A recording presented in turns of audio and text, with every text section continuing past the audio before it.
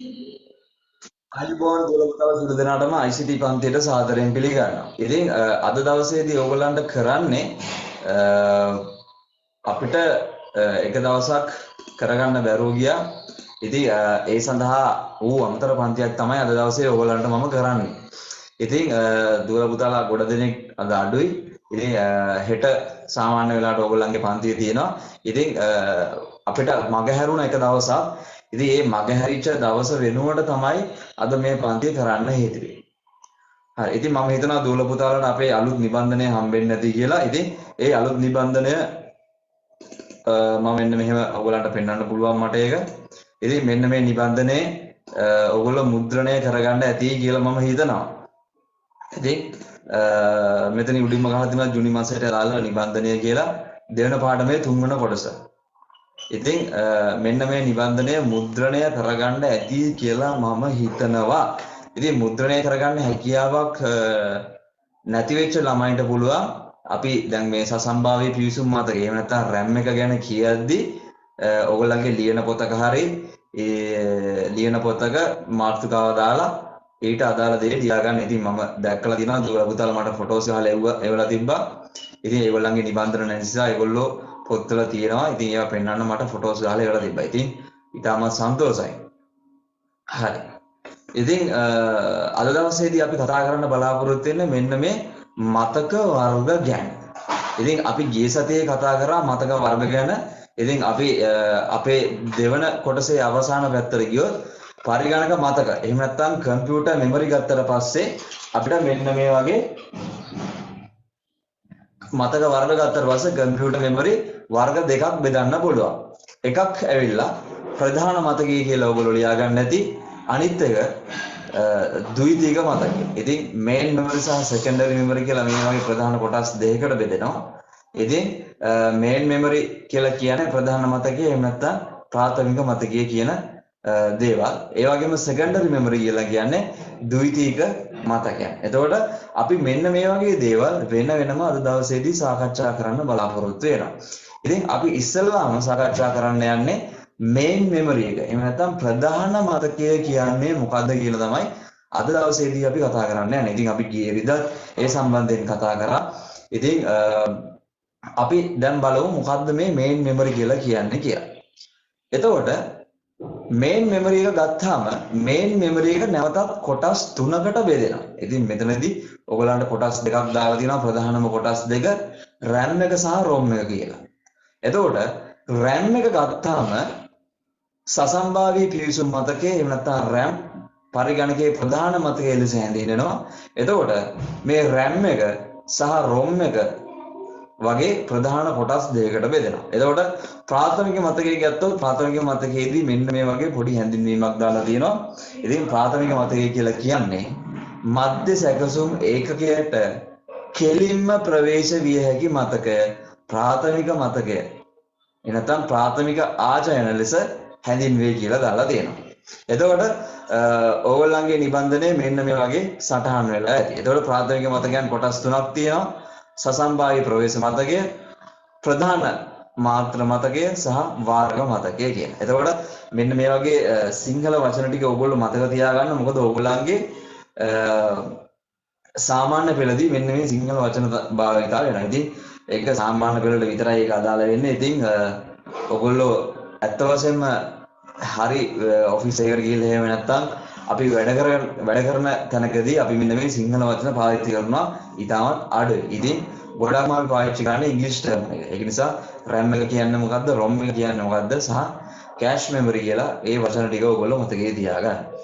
ඉතින් ගොඩක්ම අපි පාවිච්චි කරන්නේ මම ඉස්සෙල්ලා කිව්වා වගේ සිංහල වචන වලට වඩා ඉංග්‍රීසි වචන ටික. එතකොට පුතේ ඕගොල්ලන්ගේ ප්‍රධාන මතකය මෙන්න මේ වගේ කොටස් තුනකට වෙන් කරන්න පුළුවන්. සසම්භාවී ප්‍රවේශ මතකය, එහෙම නැත්නම් random access memory, ඒකට සසම්භාවී පිවිසුම් මතකය කියලා කියනවා. ඒ වගේම අනිත් කොටස තමයි පඨන මාත්‍ර මතකය. ඒකට අපි කියනවා read only memory කියලා. ඊට පස්සේ cache memory කියලා තියෙනවා. ඉතින් මේ cache memory එකත් ඉතා විශේෂ වූ අංගයක්. ඉතින් අද දවසේදී අපි කතා කරන්න බලාපොරොත්තු වෙන්නේ RAM එක කියන්නේ මොකද්ද, ROM එක කියන්නේ මොකද්ද සහ cache memory කියන්නේ මොකද්ද කියන එක. හරි අපි අපේ ප්‍රසන්ටේෂන් එක පැත්තට යමු.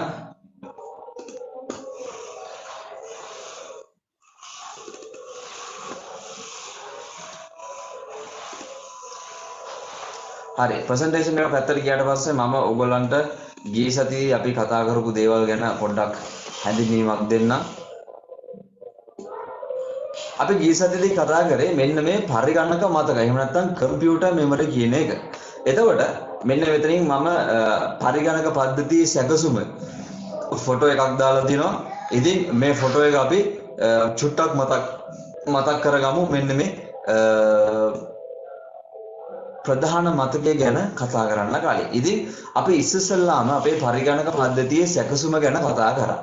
ඉතින් ඒ සැකසුමේදී ඕගොල්ලන්ට පේනවා ආදාන උපක්‍රම ගත්තාම ඒ ආදාන උපක්‍රම කෙලින්ම ගමන් කරන්නේ ප්‍රධාන මතකය වෙත. මෙන්න මේ වගේ කෙලින්ම ගමන් කරන්නේ ප්‍රධාන මතකය වෙත. ඕගොල්ලෝ දන්නවා ආදාන උපක්‍රම කියලා කියන්නේ යතුරු පූර්ව මූසිකය මයික් එක වෙබ් කැමරාව ස්කෑනර් එක කියන ඒවා ආදාන උපක්‍රම. එහෙම නැත්නම් ඉන්පුට් ඩිවයිස් කියලා අපි හඳුන්වනවා.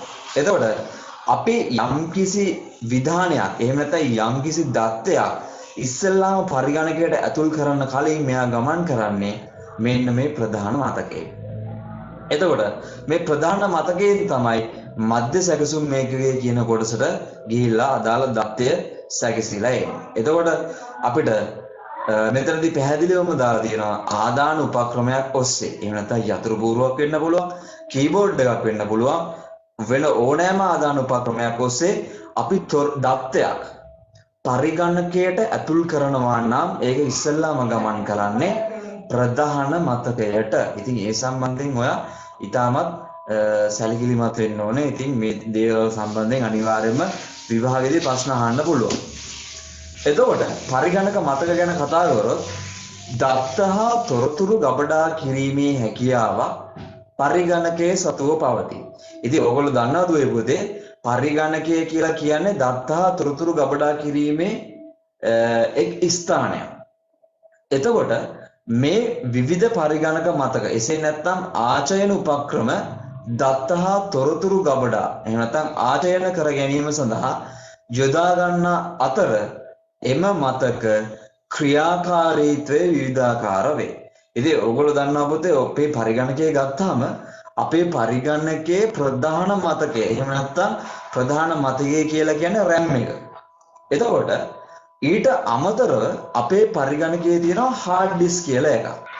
එතකොට මේ hard disk කියන එකත් පරිගණක මතක වලට තමයි අයත් වෙන්නේ. නමුත් ඒක hard disk කියන එක ද්විතීක මතක වර්ගයක්. ඉතින් ඒක පටලවා ගන්න එපා. එතකොට මතක වර්ග දෙකක් තියෙනවානේ අපි ඉස්සෙල්ලා කතා කරේ. මතක වර්ග දෙකක් තියෙනවා. එකක් ප්‍රධාන මතකය, අනිත් එක ද්විතීක මතකය. එතකොට hard disk එක අයිති වෙන්නේ ද්විතීක මතක ගණයට. එතකොට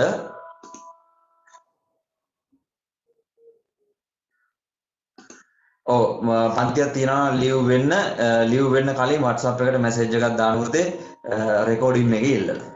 හරි. එතකොට මෙන්න මේ වගේ පරිගණකවල තියෙන දත්ත විවිධ මතකයන් වල ගබඩා කරන්න පුළුවන්. නමුත් විවිධ මතකයන් වල ගබඩා කරන්න උනාට මේ එක් එක් පරිගණක මතකවල කාර්ය එහෙම නැත්නම් ක්‍රියාකාරීත්වය විවිධාකාරයි කියලා මෙතනදී පැහැදිලිව දාලා තියෙනවා. පරිගණක මතක පහත ආකාරයෙන් වර්ගීකරණය කළ හැක. ඉතින් අපි බලමු මොනවද මේ පහත ආකාරයෙන් වර්ගීකරණය කළ හැක්කේ කියලා. ඉතින් මේක ඉතාමත් දාලා තියෙනවා ඉතාමත් ලේසියෙන් පරිගණක මතක ගැන ඉස්සල්ලාම මම ඉස්සල්ලා ඔයගලන්ට කියලා දුන්නා වගේ ආදාන උපක්‍රමයකින් මොන හරි දත්තයක් ඇතුල් කරාම ඉස්සල්ලාම මේක ගමන් කරන්නේ අපේ RAM එකට. එහෙම නැත්නම් ප්‍රධාන මතකයට තමයි ඒවා ඉස්සල්ලාම ගමන් කරන්නේ. එතකොට මෙන්න මේ වගේ පරිගණක ගත්තාම පරිගණක මතක කොටස් දෙකකට වෙන් කරනවා. ඉතින් මම හිතන්නේ මේ සම්බන්ධයෙන් අපි ගිය සතියේදී කතා කරා.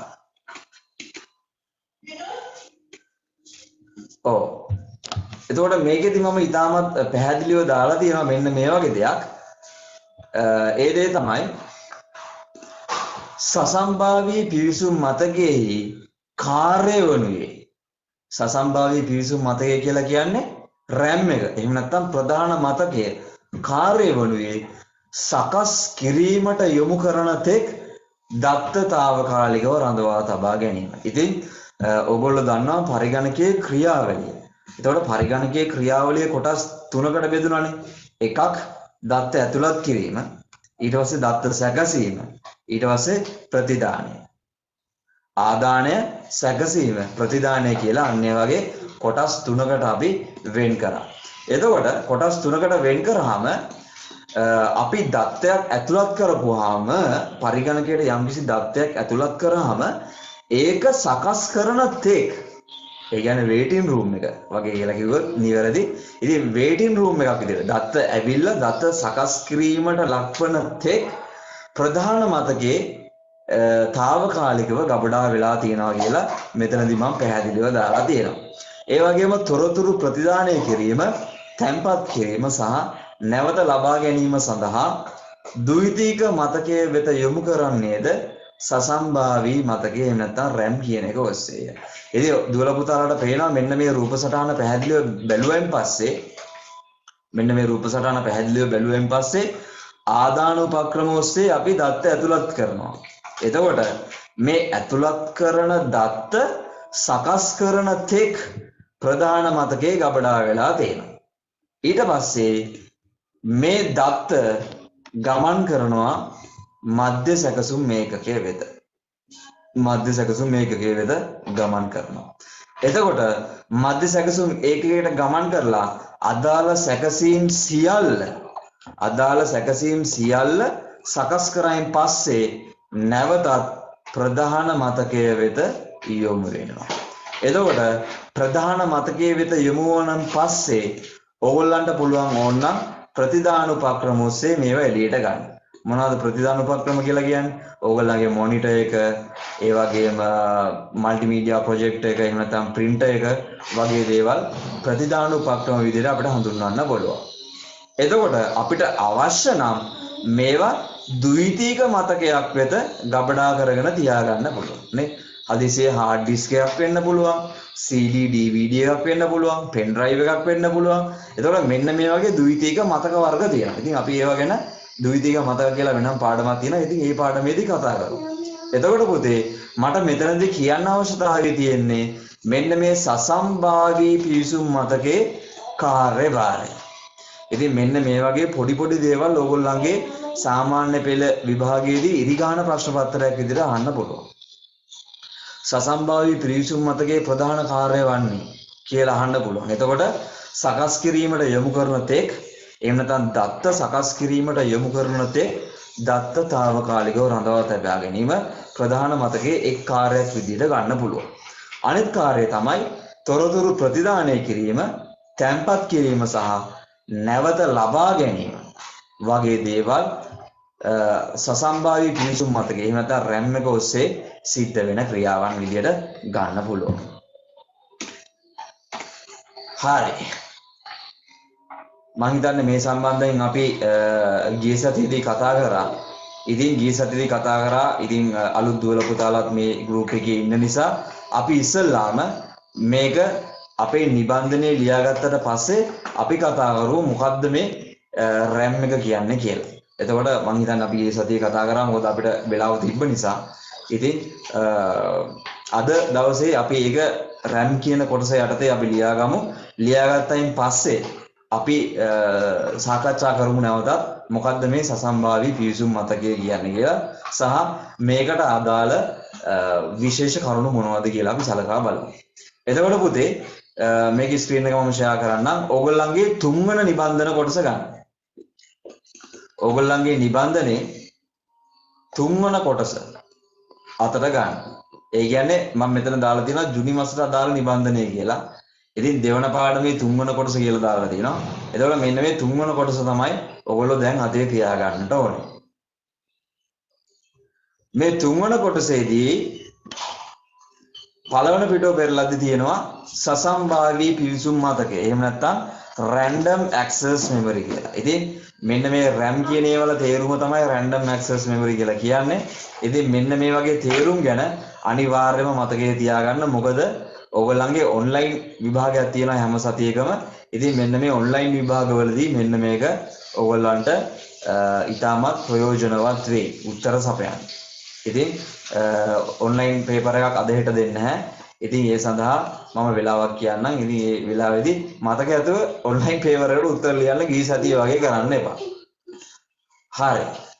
ඉතින් තුන්වන කොටස ගත්තාම සසම්භාව්‍ය ප්‍රවේශ පිවිසුම් මතකය කියලා තියෙනවා. ඉතින් මෙන්න මේක යටතේ අපි ඡේදයක් තියෙනවා ලියාගෙන ඉමු. එතකොට මට තව දෙයක් තියෙනවා. මෙන්න මේ ඡේදය ලියද්දී දුවල පුතාලට මම පැහැදිලිව දාලා තියෙනවා රතු පාට අකුරින් වැදගත් කොටස්. එතකොට ඕගොල්ලෝ නිල් පාට පෑනේ ලියාගෙන යන ගමන්ම ඒ වැදගත් කොටස් ඕගලන්ට ඕනනම් පුළුවන් highlight කරගන්න. එහෙම නැත්නම් පෑන මාරු කරලා රතු පාට පෑනෙන් ලියන්න පුළුවන්. ඒක නිසා මේ ස්ක්‍රීන් එකේ තියෙන විදිහටම ඕගොල්ලෝ නෝට් එක සම්පූර්ණ කරගන්නවා නම් මම ඊටාම කැමතියි. ඒක නිසා පාට දෙකක පෑන් වර්ග දෙකක් තියාගන්න, පාට දෙකකින් පෑන් වර්ග දෙකක් තියාගන්න. ඒ පෑන් වර්ග දෙක භාවිතා කරලා මෙන්න මේ ඡේදය ලියාගමු සසම්භාවී පිවිසුම් මතකයේ යටතේ. හරි ලියාගන්න මෙන්න මෙහෙම. මම ස්ක්‍රීන් එක ෂෙයා කරන්නම්. ලියාගන්න සසම්භාවී පිවිසුම් මතකයේ යටතේ සසම්භාවී පිවිසුම් මතකයේ සසම්භාවී පිවිසුම් මතකයේහි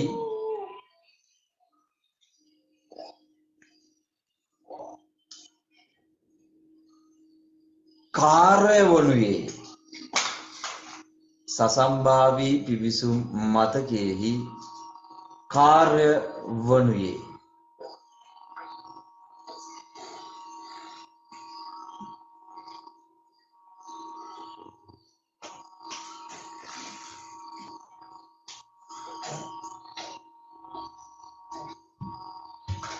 සකස් කිරීමට යොමු කරන තෙක්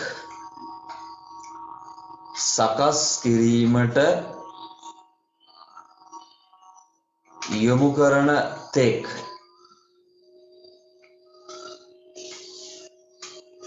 සකස් කිරීමට යොමු කරන තෙක්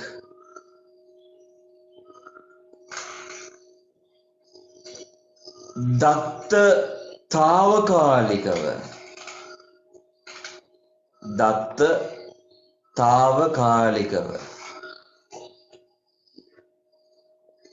රඳවා තබා ගැනීමයි. දත්ත තාවකාලිකව රඳවා තබා ගැනීමයි.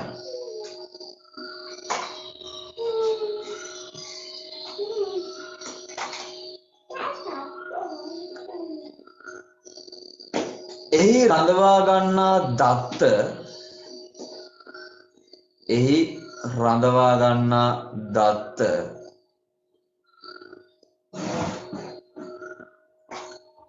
එහි රඳවා තබා ගන්නා දත්ත වෙන පාට පෑනකින් ලියන්න. දත්ත පරිගණකය ක්‍රියාවිරහිත කළ විට පරිගණකය ක්‍රියාවිරහිත කළ විට පරිගණකය ක්‍රියාවිරහිත කළ විට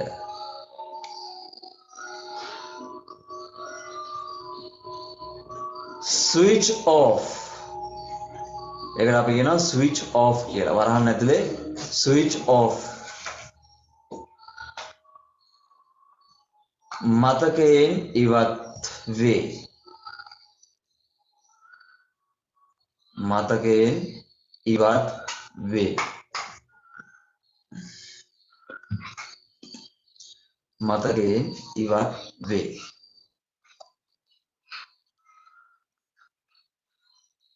පරිගණකයට විදුලි බලය පරිගණකයට විදුලි බලය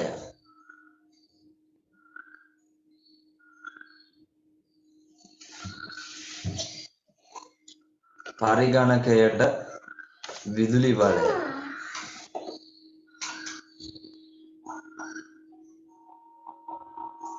නොමැති විට පරිගණකයට විදුලි බලය නොමැති විට වරහන් ඇතුලේ power off නොමැති විට වරහන් ඇතුලේ power off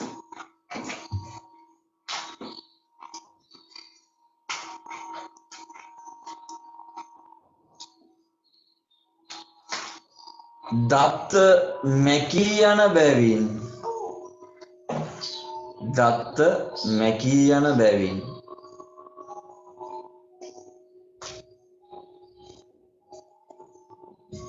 දත්ත මැකී යන බැවින්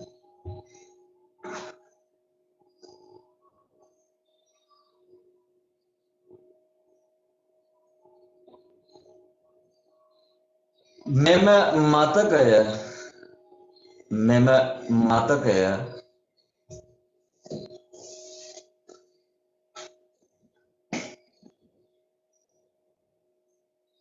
මෙම මතකය වෙන පාට පෑනකින් නශ්‍ය මතකය නශ්‍ය මතකය වරහන් ඇතුලේ volatile memory දැන් මේ volatile memory කියලා ඉංග්‍රීසි වර්ඩ් එකක් තියෙනවා. ඉතින් ඕගොල්ලෝ දුවල පුතාලට ඒක කියව ගන්න බැරි නම් කරුණාකරලා සිංහලෙන් ඒක කියවෙන විදිහේ ලියා ගන්න. volatile memory volatile memory පෑන මාරු කරන්න ලෙසින් හැඳින්වේ.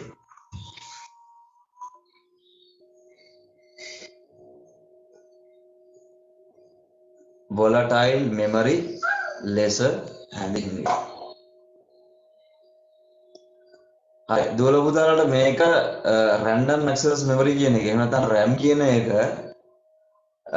ඔයගලන්ට අවශ්‍ය වෙයි සමහරක් වෙලාවට කෙටි සටහන් ලියන්න එනවා. RAM එක ගැන කෙටි සටහන් ලියන්න. එතකොට මේ කෙටි සටහන් ලියද්දි මෙන්න මේ වගේ ඡේදයක් ඔයගොල්ලෝ ලියවනවා. ඔයගලන්ට සම්පූර්ණ ලකුණම හම්බ වෙනවා. ඒක නිසා මෙන්න මේක ඉතාමත් වැදගත්. ඒක නිසා මේක ලියා ගන්න.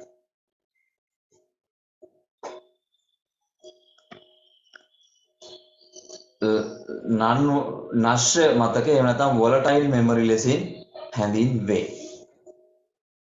එසේම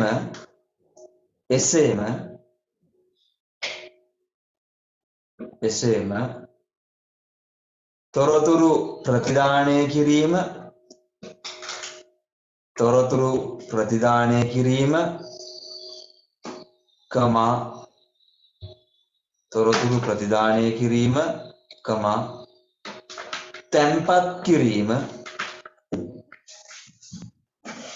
තැන්පත් කිරීම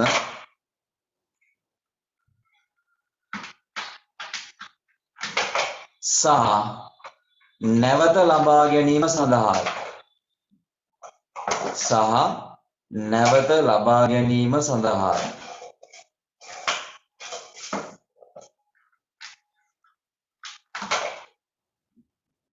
නැවත ලබා ගැනීම සඳහායි. ද්විතීක මතකය වෙත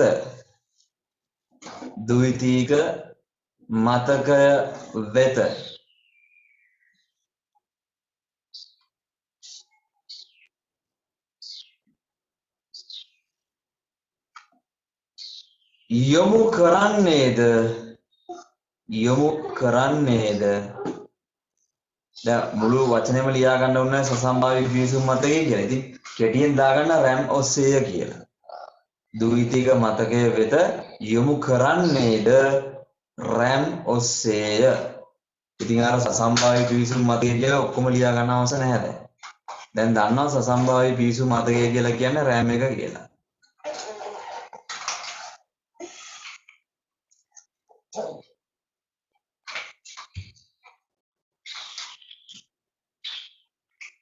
ඊට පස්සේ පඨන මාත්‍ර මතකයට එහෙම නැත්නම් වරහන් ඇතුලේ ROM පඨන මාත්‍ර මතකයට වරහන් ඇතුලේ ROM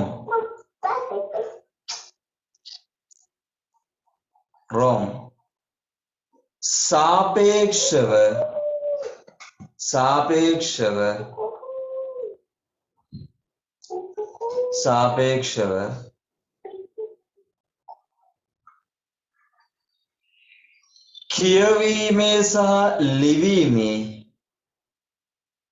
කියවීමේ සහ ලිවීමේ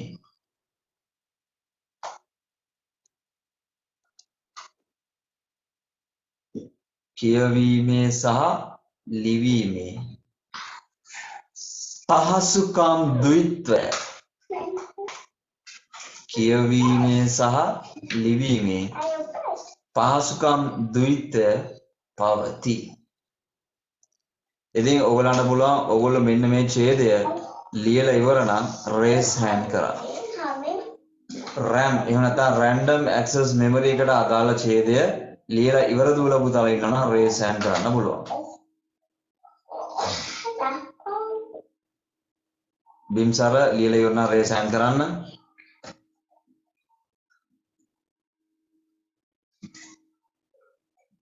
හරි. එතකොට RAM එක කියන කොටස ගත්තාම RAM එක කියන කොටසේ මෙන්න මේ වගේ වූ විශේෂිත වූ කාර්යයක් තියෙනවා. ඉතින් ඔයගලන්ට පේනවා මේ ස්ලයිඩ් එකේ එහෙම නැත්නම් මේ ස්ක්‍රීන් එකේ ඔයගලන්ට පේනවා එහාට මෙහාට වැනෙන නිකන් පටියක් වගේ එකක් නේ. එතකොට මේ පටියට අපි කියනවා RAM එක කියලා. එතකොට මේ RAM එක ගත්තාම හොඳට අහගන්න RAM එක ගත්තාම ඔයගොල්ලෝ දැක්කා ආදානුපක්‍රමයක් ඔස්සේ ආදානුපක්‍රම කියන්නේ මොනවද? කීබෝඩ් එක වෙන්න පුළුවන් මවුස් එක වෙන්න පුළුවන්. එතකොට මේ කීබෝඩ් එකක් හෝ මවුස් එකක් ඔස්සේ පරිගණකයට ඇතුළත් කරන දත්ත සැකසීමට එහෙම නැත්නම් සකස් කිරීමට යොමු කරන තෙක් తాවකාලිකව තබා ගන්න ස්ථානය RAM එක විදිහට හඳුන්වන්න පුළුවන්. හරියට වේටින් රූම් එකක් වගේ නේ. දැන් අපි ස්ටේෂන් එකට ගිහිල්ලා නේද කෝච් එකක් යනකම් අපි වේටින් රූම් එකට ගිහිල්ලා ඉන්නේ. අන්න ඒ වගේ. ඉතින් දත්ත සකස් කිරීමට යොමු වන තෙක් తాවකාලිකව රඳවා තබා ගන්න මෙන්න මේ RAM කියන කොටසේ. එතකොට මේකේ විශේෂිත වූ කාර්යයක් තියෙනවා. විශේෂිත වූ ලක්ෂණයක්. ඒක නිවැරදි. විශේෂිත වූ ලක්ෂණයක් තියෙනවා. ඒ ලක්ෂණය තමයි පරිගණකයේ ක්‍රියා විරහිත කළ විට. එහෙම නැත්නම් ස්විච් ඔෆ් කළ විට මේ පරිගණකයේ එහෙම නැත්නම් මේ RAM එකේ තියෙන සියලුම මතකයන් ඉවත් වෙලා යනවා.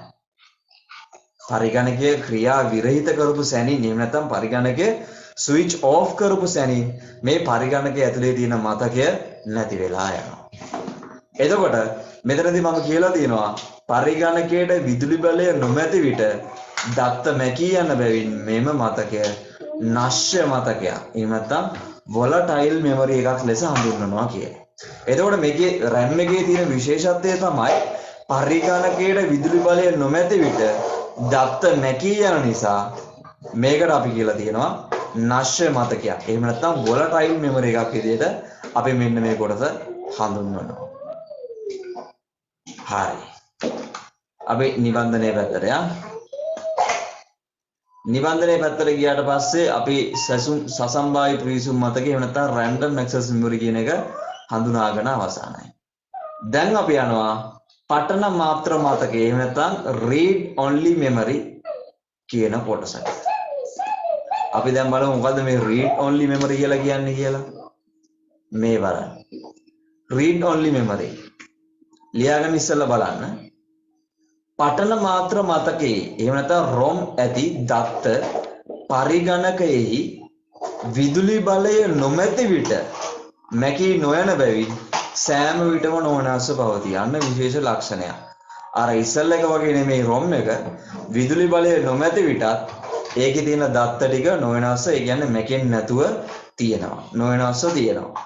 එම් නිසාය නශ්‍ය නොවන non volatile memory එකක් විදිහට අපි හඳුන්වනවා කියලා තියෙනවා. එතකොට අපිට හිතා ගන්න පුළුවන් මෙන්න මෙමරි වර්ග දෙකක් තියෙනවා නේ. නශ්‍ය මතක තියෙනවා ඒ වගේම නශ්‍ය නොවන මතක තියෙනවා.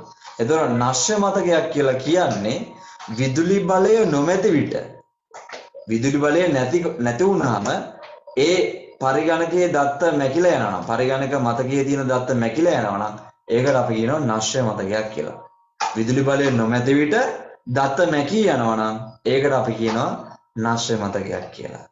නමුත් විදුලි බලය නැහැ කියලා දත්තවල කිසිම වෙනසක් නොවෙනවා නම් විදුලි බලය නැහැ කියලා දත්තවල කිසිම වෙනස් වීමක් සිද්ධ වෙන්නේ නැත්තම් ඒකට අපි කියනවා නශ්‍ය නොවන.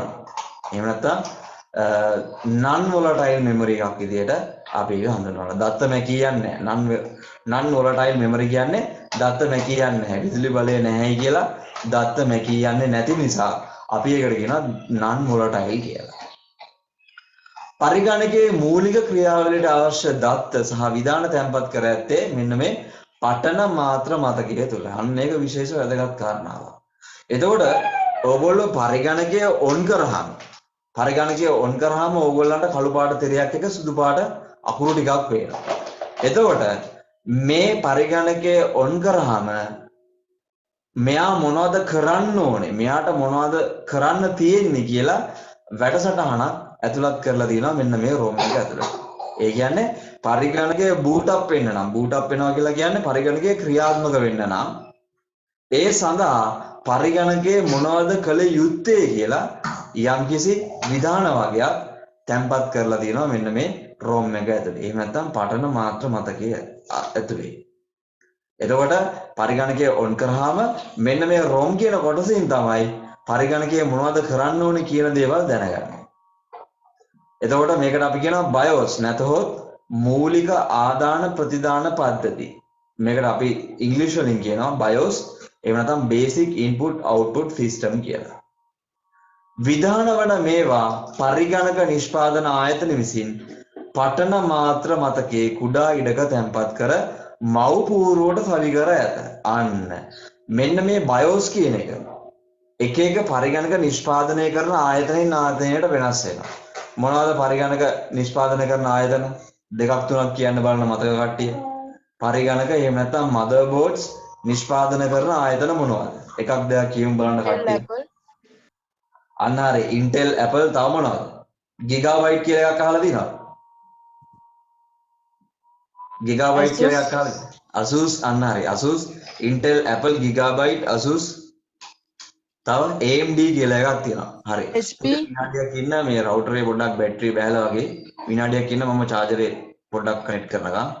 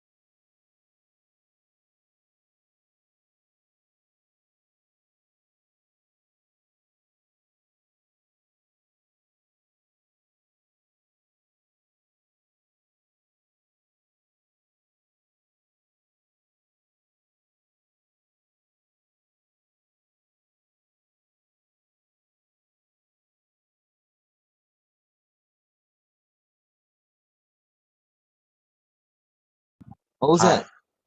එතකොට අපි මේ කතා කරලා හිටියේ ROM එක ගැන. එතකොට ROM එක ගත්තට පස්සේ ROM එකෙන් වෙන්නේ පුතේ පරිගණකය ඔන් කරාට පස්සේ අපිට පරිගණකය ඔන් කරන්න බෑ. පරිගණකය ඔන් කරාට පස්සේ මෙයාට මොනවද කරන්න ඕනේ කියලා උපදෙස් ටිකක් දීලා තියෙනවා මෙන්න මේ ROM එක ඇතුළට. එතකොට මේ ROM එක පරිගණක නිෂ්පාදනය කරන සමාගමෙන් සමාගමට වෙනස් වෙනවා. දැන් උදාහරණයක් විදිහට අසුල් සමාගමේ ගත්තොත් එහෙම අසුස් සමාගමේ වෙනමම උපදෙස් ටිකක් තමයි ඒගොල්ලන්ගේ ROM වලට දීලා තියෙන්නේ. එතකොට Apple ගත්තාම Apple සමාගම වෙනම ටිකක් තමයි ඒගොල්ලන්ගේ ROM වලට දීලා තියෙන්නේ. එතකොට Intel Gigabyte කියන සමාගම් සහ AMD කියන සමාගම් ඒ එක එක වර්ගයේ ROM වර්ග නිෂ්පාදනය කරනවා විවිධ උපදෙස් දාලා. එතකොට ඒ දේවල් පරිගණක boot up වෙනවා කියලා කියනවා. ඉතින් පරිගණකය on කරාම කළු පාට තිරයක් කියලා සුදු පාට අකුරු ටික එනවා කියන්නේ අපි ඒකට කියනවා boot up process එක කියලා. ඉතින් මෙන්න මේ boot up වෙන්න අදාළ boot වෙන පරිගණකයේ boot වෙන්න අදාළ උපදෙස් ටික මෙන්න මෙයා ගබඩා කරලා තියෙනවා මෙන්න මේ ROM එක තුල. එතකොට මේ ROM එකේ තියෙන වැදගත්ම දේ තමයි විදුලිය නැහැයි කියලා මේකේ තියෙන මතකය මැකිලා යන්නේ නැත. විදුලිය නැහැයි කියලා මේකේ තියෙන මතකය මැකිලා යන්නේ නැහැ. ඒක නිසා අපි ඒකට කියනවා non volatile. එහෙම නැත්නම් නශ්‍ය නොවන මතකයක් කියලා අපි මෙන්න මේක හඳුන්වනවා. එතකොට පුතේ අපි නිබන්ධනයේ පැත්තට ගිහිල්ලා නිබන්ධනයේ තියෙනවා පඨන මාත්‍ර මතකේ එහෙම නැත්නම් read only memory කියලා. ඉතින් නිබන්ධනයේ නැති දුවල පුතාලා මුද්‍රණය කරගත්ත නැති දුවල පුතාලාට පුළුවන් මෙන්න මේ මාතෘකාව ලියන පොතක ලියාගෙන ඒක යටතට අදාළ දේවල් ඕගොල්ලෝ ලියා ගන්න.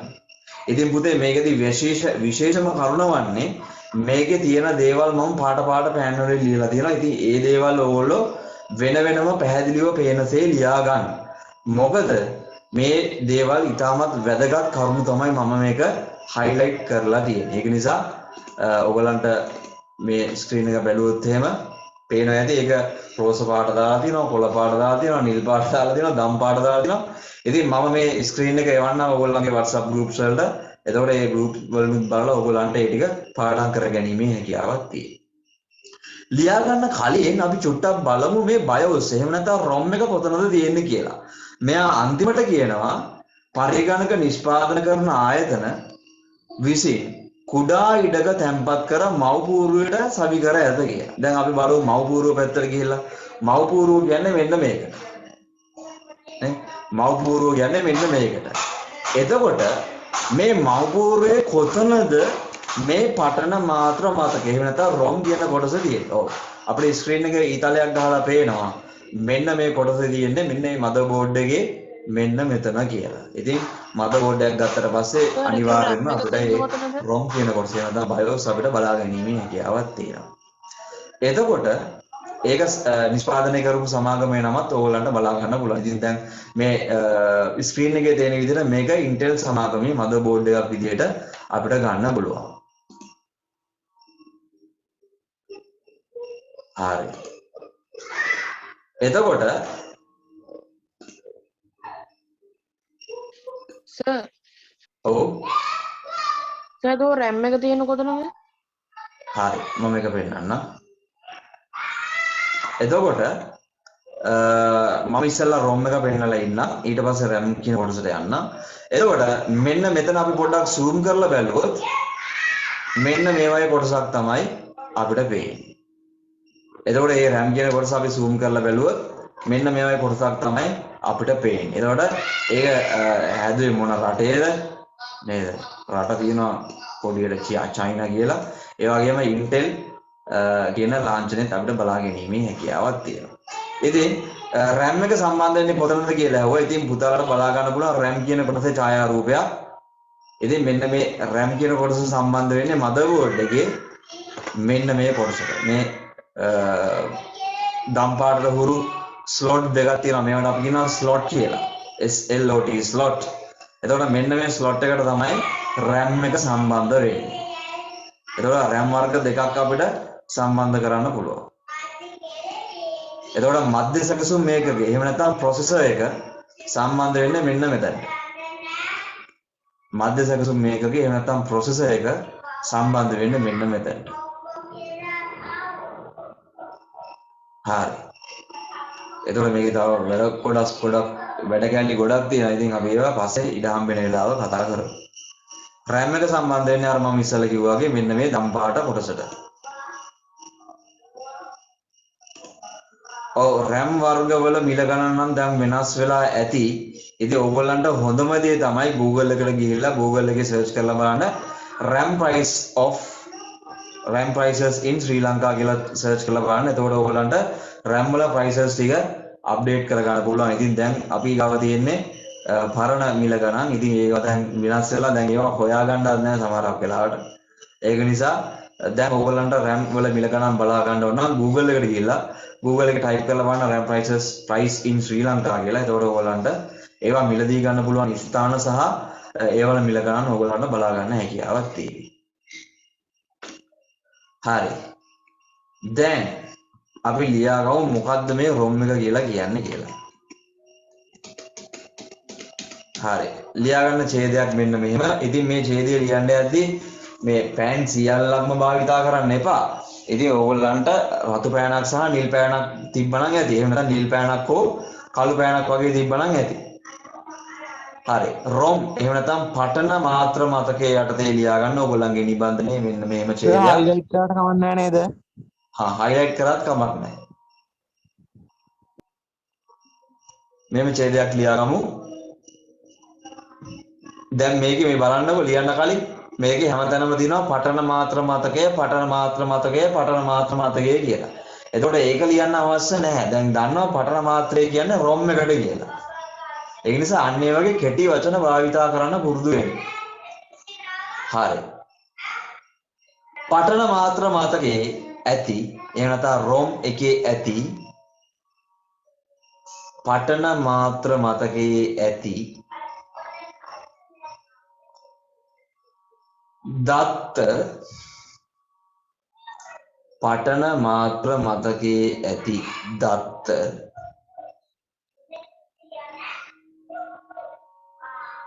පරිගණකයෙහි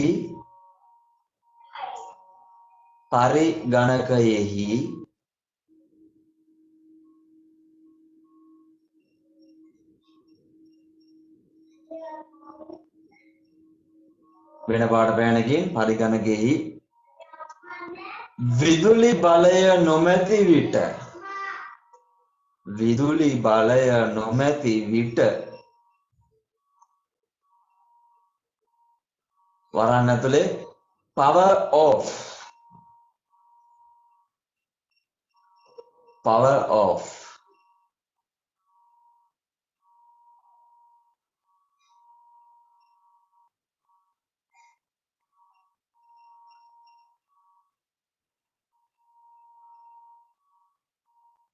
මැකී නොයන බැවින් බලය නොමැති විට මැකී නොයන බැවින්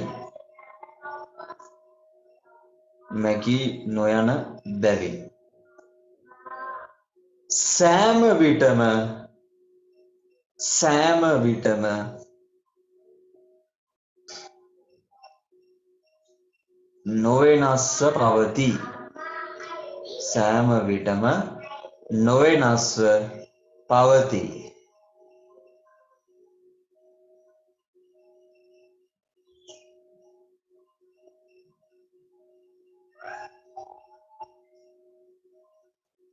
එම නිසා එය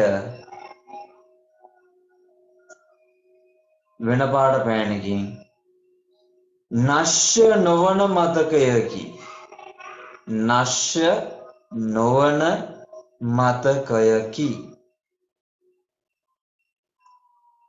නශ්‍ය නොවන මතකයකි. වරහන් ඇතුලේ අනිවාර්යයෙන්ම දාගන්න non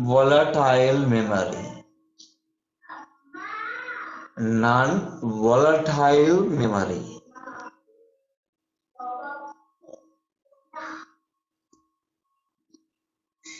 non volatile memory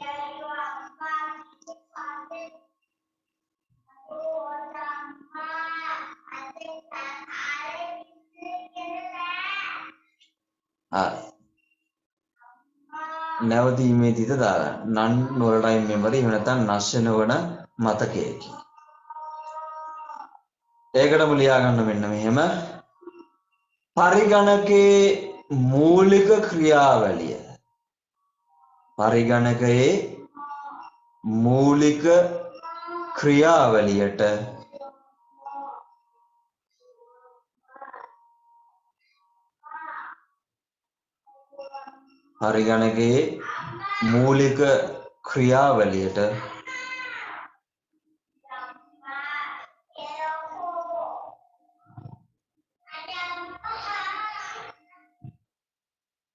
අවශ්‍ය දත්ත පරිගණකයේ මූලික ක්‍රියාවලියට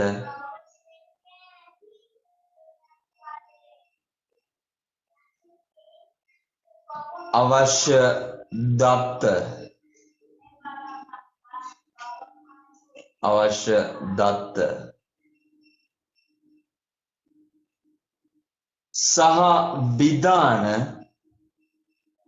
සහ විධාන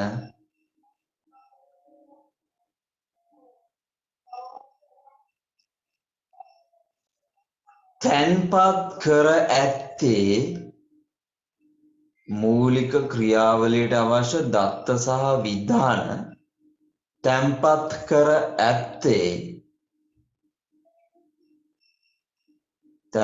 කර ඇත්තේ පඨන මාත්‍ර තැන්පත් කර ඇත්තේ පඨන මාත්‍ර මතකය තුලයි. වරහන් ඇතුලේ ROM මූලික ක්‍රියාවලියට අවශ්‍ය දත්ත හා විධාන තැන්පත් කර ඇත්තේ පඨන මාත්‍ර මතකය තුලයි. වරහන් ඇතුලේ ROM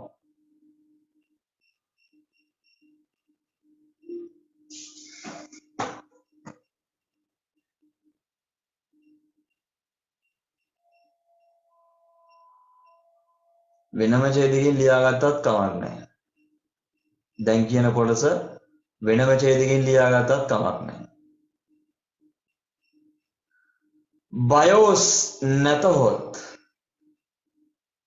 BIOS නොහොත් හරි නැතහොත් හරි මොකක් හරි එකක් BIOS නොහොත්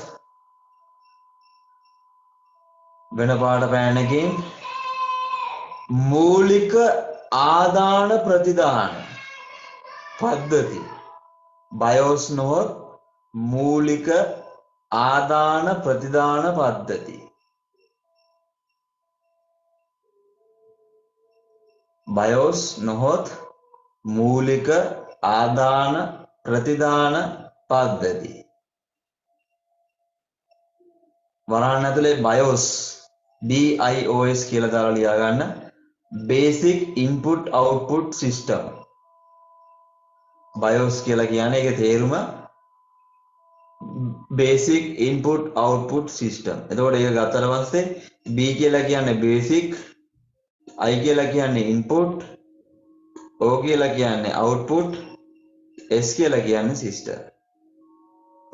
BIOS කියන එකේ තේරුම තමයි basic input output system.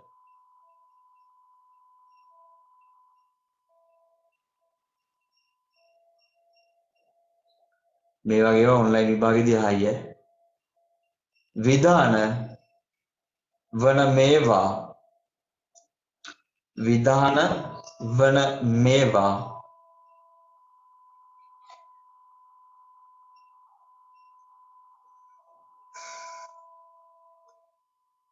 පරිගණක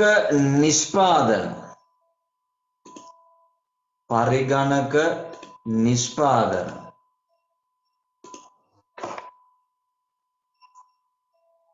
ආයතන විසින් පරිගණක නිෂ්පාදන ආයතන විසින්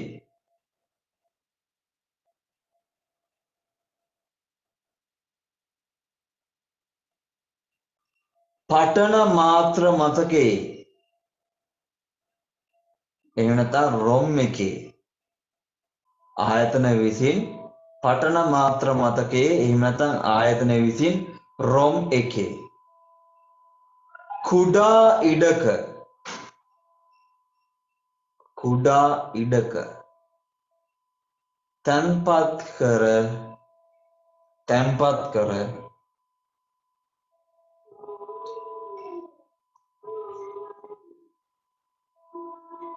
පරිගණක මව්පුවරුවට කුඩා ඉඩක තැන්පත් කර පරිගණක මව්පුවරුවක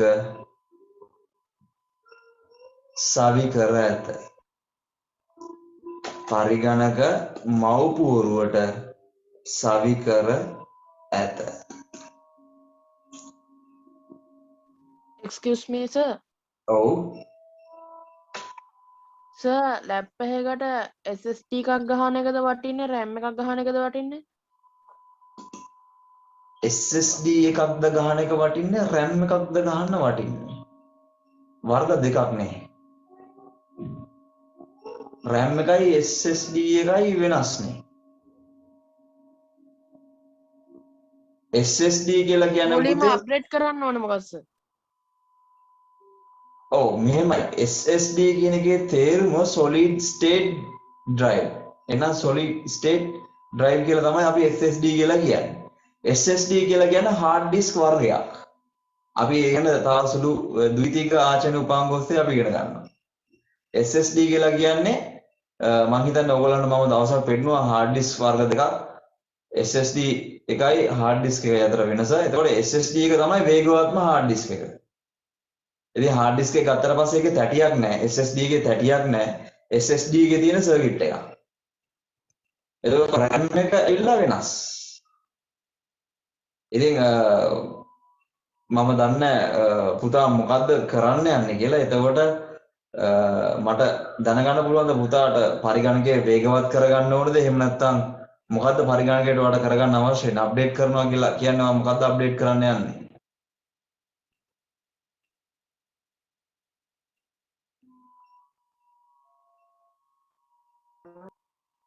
සර් ඔව්.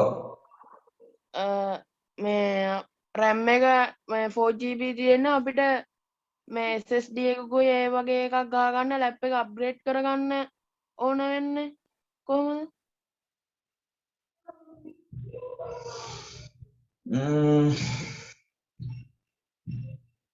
දැන් මෙහෙමයි. දැන් සාමාන්‍යයෙන් RAM එක 4GB තියනවා නම් ඔයාලට 4GB RAM එක වෙනුවට තව RAM එකක් ගහලා ඔයාලට ඕනනම් 8GB වගේ කරගන්න පුළුවන්. එතකොට ඔයාගේ RAM එකේ අප්ඩේට් වෙනවා වගේම ඔයාගේ පරිගණකයේ ස්පීඩ් එක වැඩි වෙනවා. එතකොට ඔයා hard disk එක පැත්තේ RAM එක පැත්තේ ඉවරයි. RAM එකයි SSD එකයි වෙනස්. එතකොට RAM එක ගැන කතා කරොත් RAM එක 4GB වලින් 8GB වලට අප්ඩේට් කරන්න පුළුවන්. එතකොට 4GB තව එකක් ගහනවා ඔයාට 8GB වගේ වෙනවා. එතකොට ඔයාගේ පරිගණකයේ normal විදිහට ස්පීඩ් වෙනවා.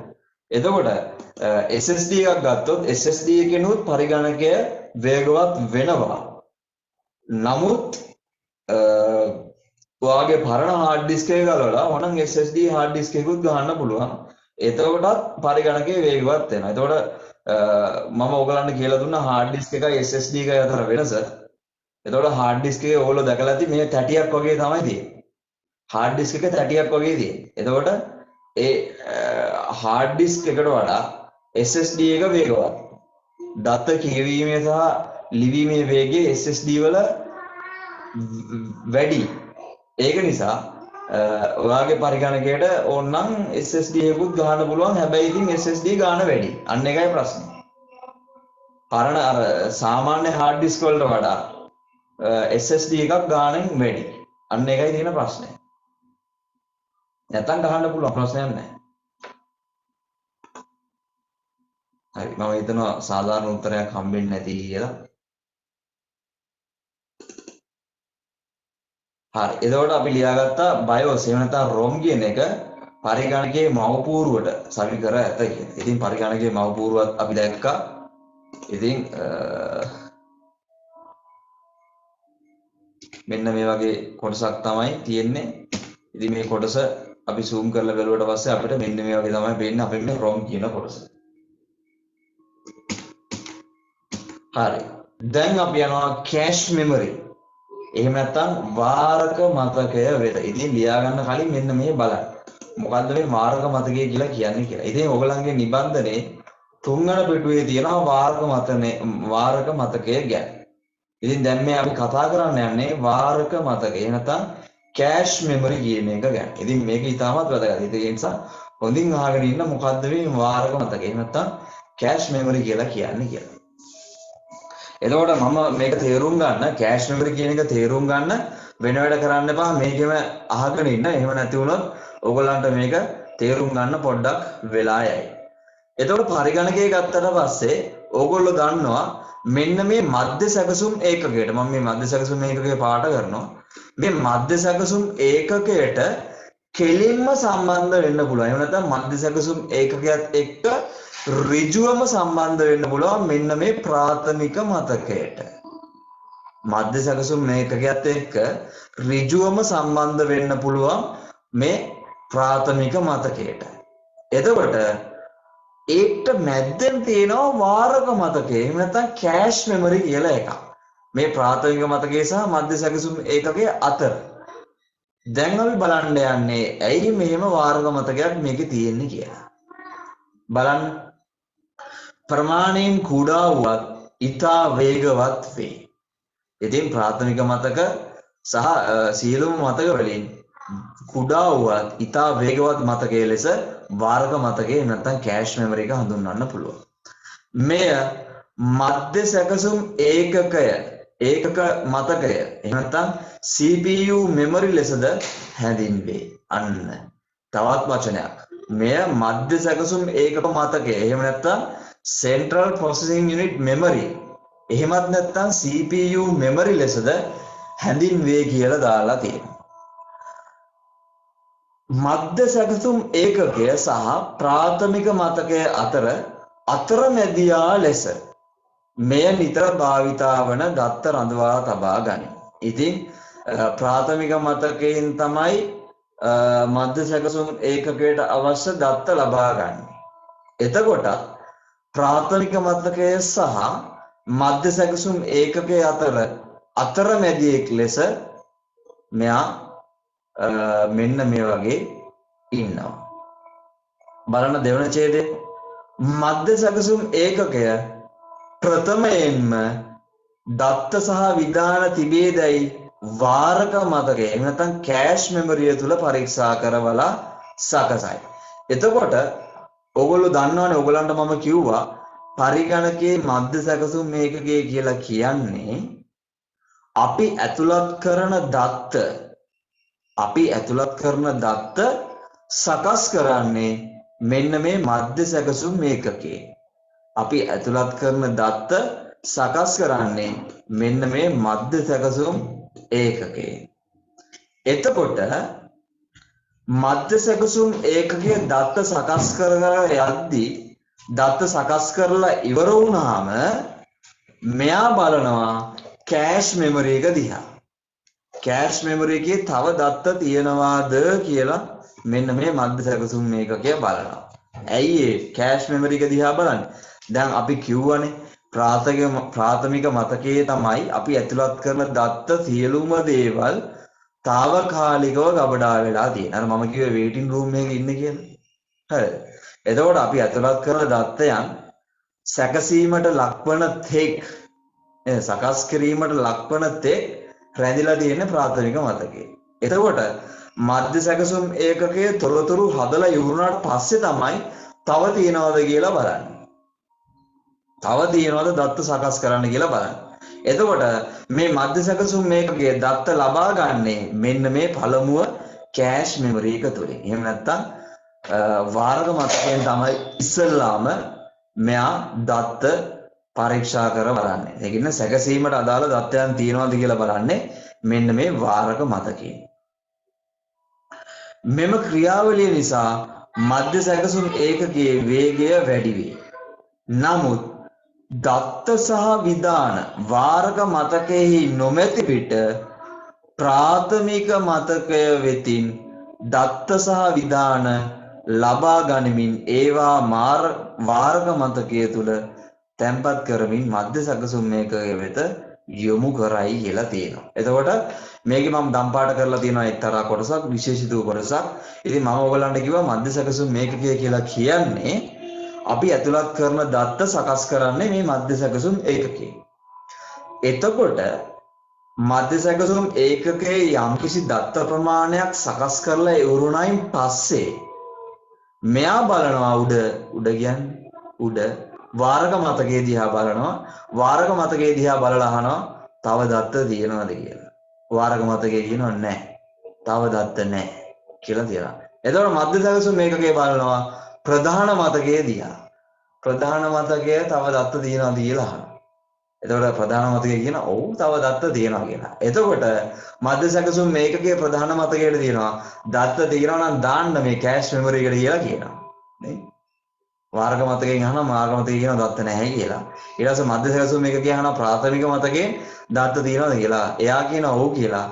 එහෙනම් ඉතින් දාන්න මේ වාරක මතකයට. එහෙම නැත්නම් කෑෂ් මෙමරි එකට එවන්න කියලා මෙයා විධානයක් දෙනවා.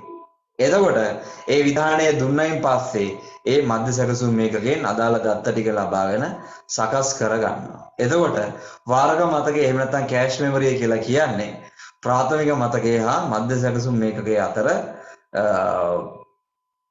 අතරමැදියෙක් ලෙස කටයුතු කරන කෙනා තමයි මෙන්න මේ කෑෂ් මෙමරි කියලා කියන්නේ. right.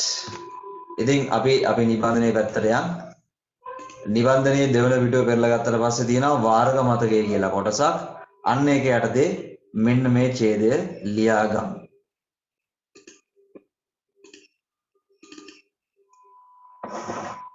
හරි. මේ ඡේදය ලියා ගන්න. ඉතින් මම මේකෙදි ඔයගොල්ලන්ට මතක් කරනවා මේ ඡේදය ලියාගනිද්දී අකුරු වර්ග කියන්නේ පාට දෙකකින් පාට කිහිපයකින් අකුරු වර්ග ලියලා තියෙනවා. ඉතින් ඔයගොල්ලන්ට පාට කිහිපයක් භාවිතා කරන්න බැරි නිසා රතු සහ නිල්. රතු සහ නිල් සහ කළු වගේ භාවිතා කරන්න පුළුවන්. ඒ දෙකම නැත්තම් ඔයගොල්ලන්ට පුළුවන් විශේෂිත දේවල් මතක ඇතුව highlight කරගන්න. ලියාගමු ඡේදයක් මෙන්න මෙහෙම. ප්‍රමාණයෙන්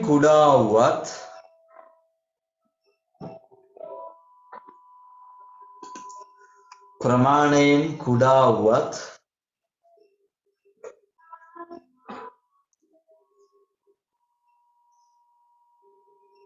වේගවත් වේ.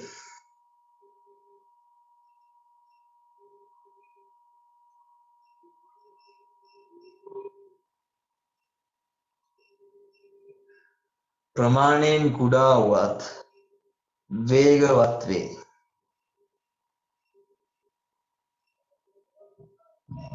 මෙය මධ්‍ය සැකසුම් ඒකක මතකය. මෙය මධ්‍ය සැකසුම් ඒකක මතකය.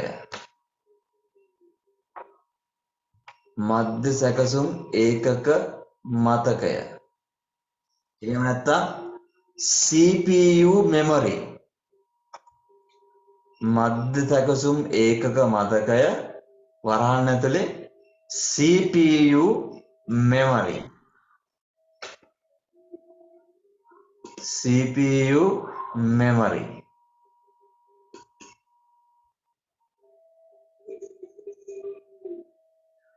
ලෙසද හැඳින්වේ.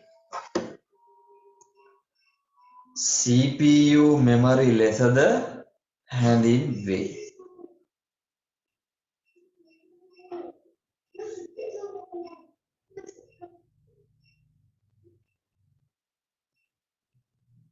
මධ්‍ය සැකසුම් ඒකකය සහ එහෙම නැත්නම් CPU එක සහ මධ්‍ය සැකසුම් ඒකකය සහ ප්‍රාථමික මතකය මධ්‍ය සැකසුම් ඒකකය සහ ප්‍රාථමික මතකය වරහන් ඇතුලේ primary memory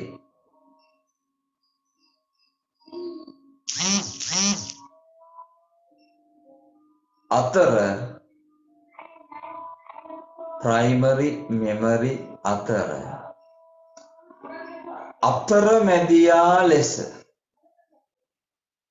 අතරමැදියා ලෙස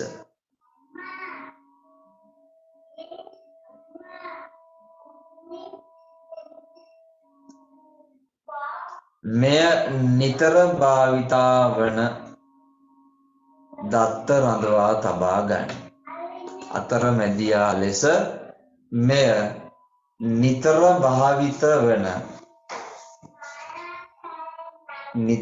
භාවිත වන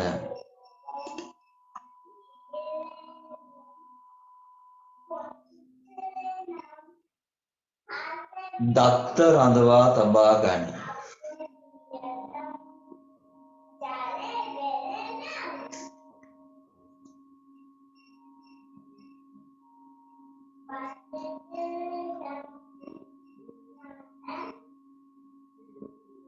ඊළඟ ඡේදය මධ්‍ය සැකසුම් ඒකකය. එහෙම නැත්නම් CPU කියලා දැම්මත් කමක් නැහැ. ඔක්කොම ලියන්න බැරි නම් CPU කියලා දාන්න කෙටි. CPU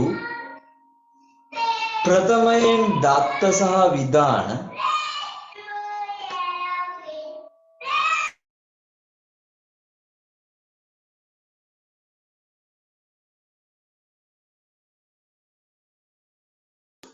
ප්‍රථමයෙන් දත්ත සහ විධාන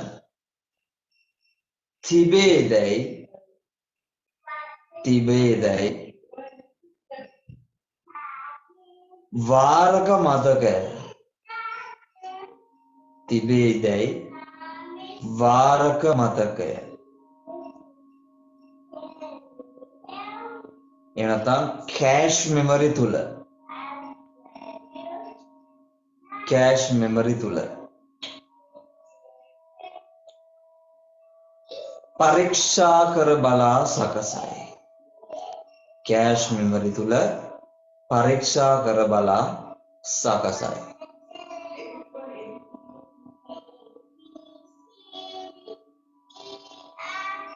මෙම ක්‍රියාවලිය නිසා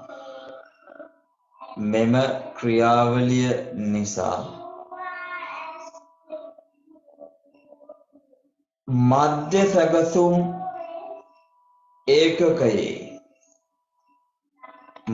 සැකසුම් ඒකකයේ වේගය වැඩි වේ.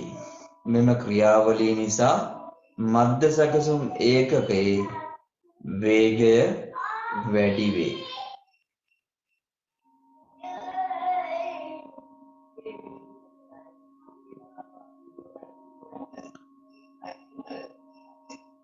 නමුත්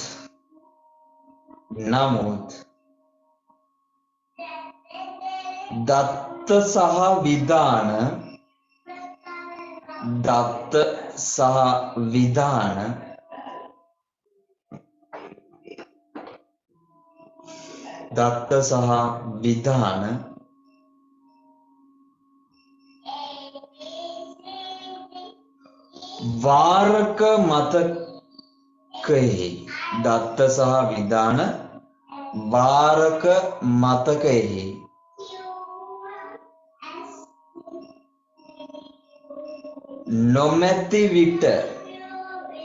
නොමැති විට ප්‍රාථමික මතකය වෙතින් වාරක මතකයෙහි නොමැති විට ප්‍රාථමික මතකය වෙතින්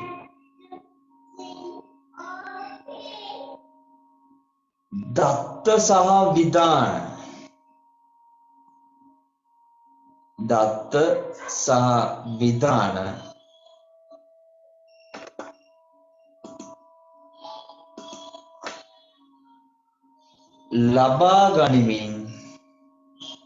ලබා ගනිමින්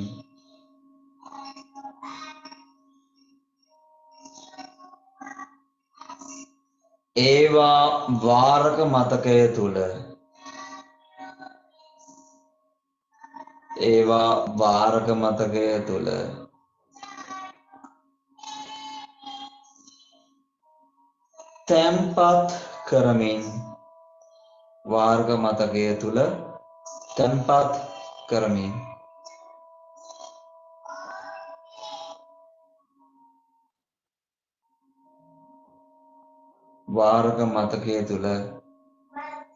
තැන්පත් කරමින්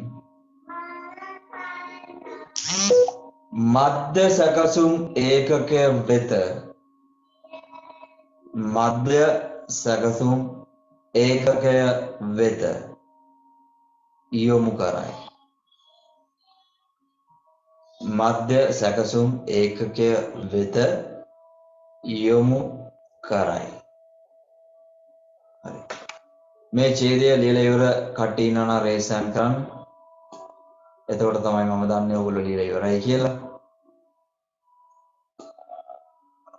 ඉතින් මේ සම්බන්ධයෙන් ප්‍රධාන මතකය, පරිගණක මතක, ප්‍රධාන මතකය සහ ද්විතීයික මතක සහ ප්‍රධාන මතකයේ බෙදෙන කොටස් තුන RAM එක, ROM එක, කෑෂ් මෙමරි එක. මේවා ගැන කෙටි සටහන් ලියන්නට සෑම පාඩමක් අවසානයේදීම විභාගයක් තියෙනවානේ. එතකොට අන්නේ විභාගයට පරිගණක මතක, RAM එක, ROM එක සහ කෑෂ් මෙමරි අතර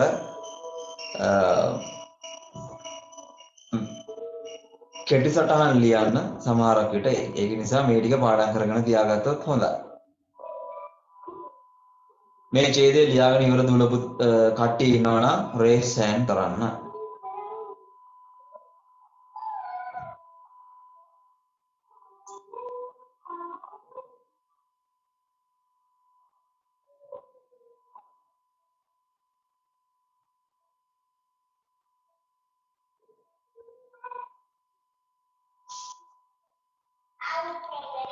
බිම්සාර සහ හර්ෂණත් ලියාගෙන ඉවර නම් රේස් හෑන්ඩ් කරන්න.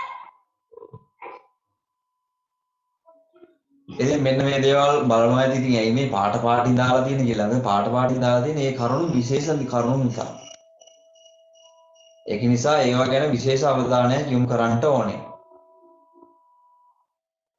RAM ROM cache memory අනිවාර්යයෙන්ම කෙටි සටහන් ලියන්න මම විභාගයේදී ප්‍රශ්නයක් දානවාමයි. ඒක නිසා ඒක පාඩම් කරගන්න දැන් තියාම කියන්නේ. හරි අපි ඊළඟ කොටසට යනවා.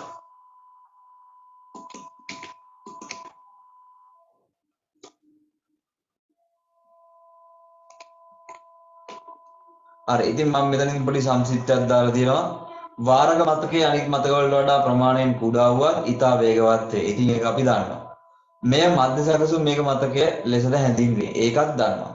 මධ්‍ය සැකසුම් මේකක එහෙම නැත්නම් CPU සහ ප්‍රාථමික මතක අතරමැදියා ලෙස නිරන්තරයෙන් භාවිතා වේ. ඒ කියන්නේ මධ්‍ය සැකසුම් මේකකයේ සහ ප්‍රාථමික මතකයේ අතරමැදියා ලෙස තමයි මෙයා කටයුතු කරන්නේ. මධ්‍ය සැකසුම් මේකකයේ ප්‍රථමයෙන් දත්ත විධාන තිබේදයි වාරක මතකය. එතකොට මධ්‍ය සැකසුම් මේකකය ඉස්සෙල්ලාම බලන්නේ මෙන්න මේ වාරක මතකය. එහෙම නැත්නම් කෑෂ් මෙමරි එක දිහා. දත්ත තියෙනවද කියලා. තියෙනවා නම් ඒකේ තමයි ඒවා සකස් කරන්නේ. ඒ කියන්නේ CPU එකේ එහෙම නැත්නම් මධ්‍ය සැකසුම් ඒකකයේ දත්ත හදාලා ඉවර නම් තව දත්ත තියෙනවද කියලා ඉස්සෙල්ලාම අහන්නේ කෑෂ් මෙමරි එකේ. කෑෂ් මෙමරි එකේ දත්ත තියෙනවා නම් ඒවා නැවත සකස් කරනවා. ඒකේ දත්ත නැත්තම් නැවත පිවිසෙනවා ප්‍රධාන මතකයට. එතකොට ප්‍රධාන මතකයේ දත්ත තියෙනවා නම් ඒවා වාරක මතකයට දාගෙන මධ්‍ය සැකසුම් මේකකයේ විසින් අදාළ දත්තයන් සකස් කිරීම අපි සිද්ධ කරනවා. එතකොට මේක ඊටමත් විශේෂ දෙයක් තියෙනවා. ඒක තමයි වාරක මතකයේහි විදුලි බලය නොමැති විට දත්ත මැකී යන බැවින් නශ්‍ය මතක එහෙම නැත්නම් වොලටයිල් මෙමරි වර්ගයට අයත් වේ. අන්න ඒක කරුණා කරලා රතු පාට පෑනෙන් ඔන්න ඔය කෑෂ් මෙමරි එක යටතේ ලියා ගන්න. අනිවාර්යෙන්ම මේක ලියා ගන්න. මේක ඉතාමත් වැදගත්. වාරක මතකය ගත්තාම හරි අපි ඉස්සෙල්ලා ලියා ගනිමු. වාරක මතකයේ යටතේ රතු පාට පෑනෙන් ලියා ගන්න මෙන්න මෙහෙම පොඩි වාක්‍යයක්. කෑෂ් මෙමරි එහෙම නැත්නම් වාරක මතකයේ යටතේ දැන් ඔයගොල්ලෝ ලියාගත්තනේ වාරක මතකය කියන්නේ මොකක්ද කියලා. ඒක යටතේ ඉඩ තියෙන තැනකින් ලියා ගන්න මෙන්න මෙහෙම රතු පාට පෑනෙන් රතු පාට පෑනෙන් මෙන්න මෙහෙම වාක්‍යයක්. මෙන්න මේ ටික මම highlight කරන්නම්. අන්න ඒ ටික ඔයගොල්ලෝ ලියා ගන්න ඕනේ. වාරක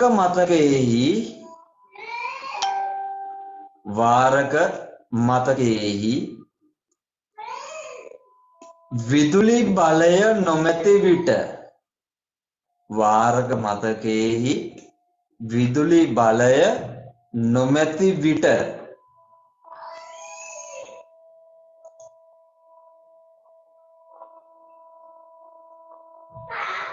දත්ත මැකී යන බැවින් විදුලි බලය නොමැති විට දත්ත මැකී යන බැවින් නශ්‍ය මතක එහෙම නැත්නම් මරන්න ඇතුලේ volatile memory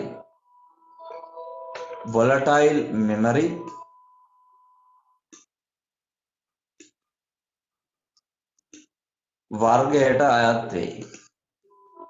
volatile memory වර්ගයට අයත් වේ.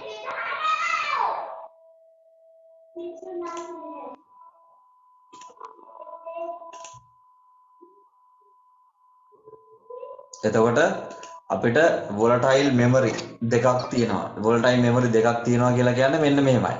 volatile එහෙම නැත්නම් නශ්‍ය මතකයක් කියලා කියන්නේ විදුලි බලය නැති වුනහම එහෙම නැත්නම් විදුලි බලය නොමැති වුනහම එයාගේ මතකය නැති වෙලා යනවා. ඒකට අපි කියනවා නශ්‍ය මතකයක් කියලා. විදුලි බලය නොමැති විට එයාගේ මතකය නැති වෙලා යනවා නම් ඒකට අපි කියනවා නශ්‍ය මතකයක් කියලා. එහෙම නැත්නම් volatile memory එකක් කියලා කියනවා. එතකොට තව මතක වර්ගයක් තියෙනවා non volatile memory කියලා. එතකොට non volatile එහෙම නැත්නම් නශ්‍ය නොවන මතකයක් කියලා කියන්නේ විදුලි බලය නැති වුණායි කියලා, විදුලි බලය නැහැයි කියලා එයාගේ දත්තවල කිසිම වෙනසක් සිද්ධ වෙන්නේ නැති ඒවට අපි කියනවා non volatile. එහෙම නැත්නම් නශ්‍ය නොවන මතක කියලා. ඉතින් ඒ සම්බන්ධයෙන් පොඩ්ඩක් වැඩියෙන් අවධානය යොමු කරන්නට. හරි. ඉතින් අපි ප්‍රධාන මතක තුන ගැන මෙන්න මේ විදිහට සාකච්ඡා කරා.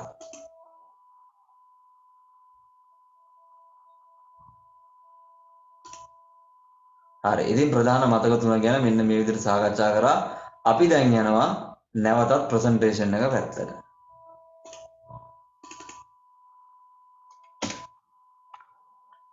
අනිවාර්යයෙන්ම මතකයේ විදුලි බලය නොමැති විට දත්ත මැකී යන බැවින් නශ්‍ය මතක එහෙම නැත්නම් volatile වර්ගයට අයත් වේ කියන එක අනිවාර්යයෙන්ම ලියා ගන්න ඕනේ. ලියාගෙන ඉවර දේ වාක්‍ය මම මෙතනින් highlight කරපු වාක්‍ය ලියාගෙන ඉවර දුවල පුතාලා ඉන්නවා නම් raise hand කරන්න.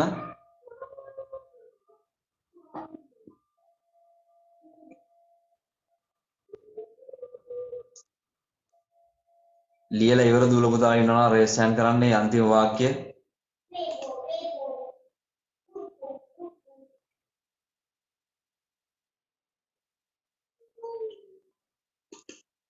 හරි. මෙන්න කතන්දරේ. අපි කතා කරපු එකේ සංක්ෂිප්තය. මේ බලන්න. මධ්‍ය සැකසුම් ඒකකයේ ඉන්නවා. CPU කියලා තියෙනන්නේ ඒක. ඒ වගේම primary memory එක ප්‍රධාන මතකයේ ඉන්නවා. එනතම් ප්‍රාථමික මතකයේ ඉන්නවා. ඒ දෙන්න අතරමැදියා ලෙස තමයි cache memory. එහෙම නැත්නම් වාරක මතකයේ පිහිටලා තියෙන්නේ. එතකොට මධ්‍ය සැකසුම් ඒකකයේ කාර්ය ප්‍රාථමික මතකයේ කාර්යය ඔයගොල්ලෝ දන්නවා. මධ්‍ය සැකසුම් ඒකකයේ කාර්යය මොකද්ද? අපි දත්ත ලබා දුන්නාම මේ දත්ත සකස් කරන්නේ මධ්‍ය සැකසුම් ඒකකයෙන්. දත්ත සැකසීමට ලක් කරන්නේ මධ්‍ය සැකසුම් ඒකකයෙන්. එතකොට ප්‍රාථමික මතකයේ කාර්යය මොකද්ද? දත්ත ඇතුළත් කරයින් පස්සේ සකස් කිරීමට යොමු වන තෙක් උතර මතක තියාගන්න සකස් කිරීමට යොමු වන තෙක් දත්ත తాවකාලිකව කපඩා කර තියාගන්නවා ප්‍රාථමික මතකයේ. එතකොට මේ ප්‍රාථමික මතකයට ඕනනම් සපෝට් එකක් විදිහට තමයි මෙන්න මේ කෑෂ් මෙමරි එක ඉන්නේ. දත්ත එන්න වැඩි වුණාම ප්‍රාථමික මතකය මෙන්න මේ කෑෂ් මෙමරි එකට ඇතුළු කරනවා. බලන්න පළවෙනි එක. ඉස්සෙල්ලාම මේ තියෙන දත්ත සකස් කරන පිළිවෙල. මධ්‍ය සැකසුම් මේකකේ දත්ත සකස් කරන පිළිවෙල තමයි මේ 1 2 3 4 ආදී වශයෙන් තියෙන්නේ. බලන්න පළවෙනි එක මේ තියෙන්නේ. දත්ත තිබේදැයි වාරක මතකයේ තුල පරීක්ෂා කර බලයි. ඉතින් මධ්‍ය සැකසුම් මේකකේ ඉස්සෙල්ලාම දත්ත තියනවාද කියලා බලන්නේ කෑෂ් මෙමරි එක. කෑෂ් මෙමරි එකේ දත්ත තියනවාද කියලා බලනවා. 2 දත්ත තිබේ නම් ඒවා සකසනය වෙත යොමු කරයි කාලය ඉතිරි වෙයි කියලා දාගෙන. එතකොට දත්ත තියනවා නම් මෙන්න මේ කෑෂ් මෙමරි එක තුල ඒවා මධ්‍ය සැකසුම් මේකකයට යොමු කරනවා. 3 වෙනි එක බලන්න. වාරක මතකයේ තුල දත්ත නොමැති නම් ප්‍රාථමික මතකයේ වෙත ඒවා යොමු වේ. ඉතින් වාරක මතකයේ දත්ත නොමැති නම් මෙයා කෙලින්ම යොමු වෙනවා ප්‍රාථමික මතකයට. වාරක මතකයේ දත්ත නැත්තම් කෙලින්ම යනවා ප්‍රාථමික මතකයට. අවසානයේ ප්‍රාථමික මතකයෙන් දත්ත වාරක මතකයේ වෙත යොමු කරයි. එතකොට මෙන්න මේ ප්‍රාථමික මතකයේ දත්ත තියෙනවා නම් ඒවා වහාම ඉක්මනින්ම මෙන්න මේ වාරක මතකයේ එහෙම නැත්නම් කෑෂ් මෙමරි එක වෙත යොමු කරනවා. එහි තැන්පත් කර සකසනය වෙත යොමු කරයි. එතකොට ප්‍රාථමික මතකයේ තියෙන දත්ත ටික වාරක මතකයට දාගෙන සකසනෙන් එහෙම නැත්නම් මධ්‍ය සැකසුම් මේකකේ මේවා එකින් එක සැකසුමට ලක් කරනවා. එතකොට ඔන්නෝක තමයි අපි පරිගණකයේ ප්‍රධාන මතක වල එක කොටසක් වන ප්‍රාථමික මතකය එහෙම නැත්නම් ප්‍රධාන මතකය අපි සාකච්ඡා කරලා ඉවර වුණේ. එතකොට මම නැවත මතක් කරලා දෙන්නම් අපේ නිබන්ධනයේ පැත්තට ගිහිල්ලා නිබන්ධනය අපි ඉගෙන ගත්තා ප්‍රධාන මතකය එහෙම නැත්නම් ප්‍රාථමික මතකය ගත්තාම කොටස් තුනක්. RAM එක කියන්නේ මොකක්ද කියලා දැන් දන්නවා. ROM එක කියන්නේ මොකක්ද කියලා දන්නවා සහ වාරක මතකය කෑෂ් මෙමරි එක කියන්නේ මොකක්ද කියලා දන්නවා. එතකොට මෙන්න මේ වගුවේ පරිගණක මතක අතරින් මේන් මෙමරි වර්ග ටික අපි සාකච්ඡා කරලා අවසానයි. දැන් අපි යනවා සෙකන්ඩරි මෙමරි එක පැත්තට. Secondary memory. දැන් අපි කතා කරන්නේ මොකද්ද මේ සෙකන්ඩරි මෙමරි කියලා කියන්නේ කියලා. හරි. ඉතින් අපි අපේ අලුත් නිබන්ධනයේ පැත්තට යමු. ඉතින් නිබන්ධනය ගත්තට පස්සේ මම හිතනවා ඔයගොල්ලෝ කෑෂ් මෙමරි එක එහෙම නැත්නම් වාරක මතකයේ යටතේ මෙන්න මේ ටික ලියා ගන්න ඇති කියලා. ඉතින් මම මේකේ රූප සටහනක් බලනවා මොකද්ද වාරක මතකය කියන්නේ කියලා. ඉතින් ඒකත් ඔයගොල්ලන්ට අධ්‍යයනය කරන්න පුළුවන්. right. ඔයගොල්ලෝ දන්නවා පරිගණක මතක ගත්තාම එහෙම නැත්නම් කම්පියුටර් මෙමරි එක ගත්තාම කොටස් දෙකකට බෙදෙනවා. කොටස් දෙකකට බෙදෙනවා. එක කොටසක් අපි කතා කරා ඒකට අපි කියනවා ප්‍රධාන මතකය එහෙම නැත්නම් මේන් මෙමරි කියලා. අනිත් කොටසට අපි කියනවා ද්විතීක මතකය ඒකට අපි කියනවා සෙකන්ඩරි මෙමරි කියලා. එතකොට මේ සෙකන්ඩරි කියන එක නැවතත් කොටස් තුනකට බෙදෙනවා. සෙකන්ඩරි කියන එක නැවතත් කොටස් තුනකට බෙදෙනවා. එතකොට මම උදාහරණයක් කියලා පටන් ගන්නම්. සෙකන්ඩරි මෙමරි කියලා කියන්නේ hard disk එක, CD, DVD, pen drive එක, memory chip එක වගේ දේවල් ද්විතීක මතකයන් විදිහට අපිට ගන්න පුළුවන්. එතකොට දත්ත හා උපදෙස් ගබඩා කරගෙන තියාගන්න පුළුවන් උපාංගයකට අපි කියනවා ද්විතීක මතකයක් කියලා. දත්ත හා උපදෙස් අපි ගබඩා කරගෙන තියාගන්නේ අපිට පසු කාලීනව ඒවා ප්‍රයෝජනෙට ගන්න. දැන් මම ඔයගලන්ට ටියුට් එකක් එවුවා PDF එකක් ඔයගලන්ගේ WhatsApp එකට. එතකොට ඔයගොල්ලෝ ඒක ගබඩා කරලා තියාගන්නවා. එහෙම නැත්නම් සේව් කරලා තියාගන්නවා පසු කාලීනව ප්‍රයෝජනෙට ගැනීම සඳහා. නේද? දැන් සංචාරණ සීමා දාලා තියෙන්නේ. එතකොට නිබන්ධනය දැන් මේ හුඟක් කලින් එතකොට නිබන්ධනය ඔයගොල්ලෝ ගබඩා කරගෙන තියාගන්නවා. සංචරණ සීමා ලිහිල් කරයින් පස්සේ පල්ලෙහා කමියුනිකේෂන් එකට ගිහිල්ලා මම දන්නේ නැහැ පල්ලෙහා කමියුනිකේෂන් එකක් තියනවද නැද්ද කියලා. පල්ලෙහා කමියුනිකේෂන් එකට ගිහිල්ලා print out ගන්නවා කියලා ඔන්න පසුව අපි මේක පාවිච්චියට ගන්නවා කියලා මේක ගබඩා කරලා තියා ගන්නවා. එතකොට ගබඩා කරලා තියාගත්තයින් පස්සේ අපිට මේවා පසු කාලිනව ප්‍රයෝජනට ගන්න පුළුවන්. එතකොට සෙකන්ඩරි මෙමරි ගත්තාම සෙකන්ඩරි මෙන්න මේ වගේ කොටස් තුනකට බෙදෙනවා. අර මම කිව්ව hard disk එක, CD, DVD, pen drivers, ඒ වගේම memory chips නේද? තව SSD කියලා තියෙනවා. ඒකට අන්න ඒ වගේ කොටස් කිහිපයකට බෙදෙනවා. එක කොටසක් තමයි චුම්බක මාධ්‍ය උපාංග. චුම්බක මාධ්‍ය උපාංග. අනිත් එකට අපි කියනවා ප්‍රකාශ මාධ්‍ය උපාංග කියලා. චුම්බක මාධ්‍ය උපාංග, ප්‍රකාශ මාධ්‍ය උපාංග කියලා.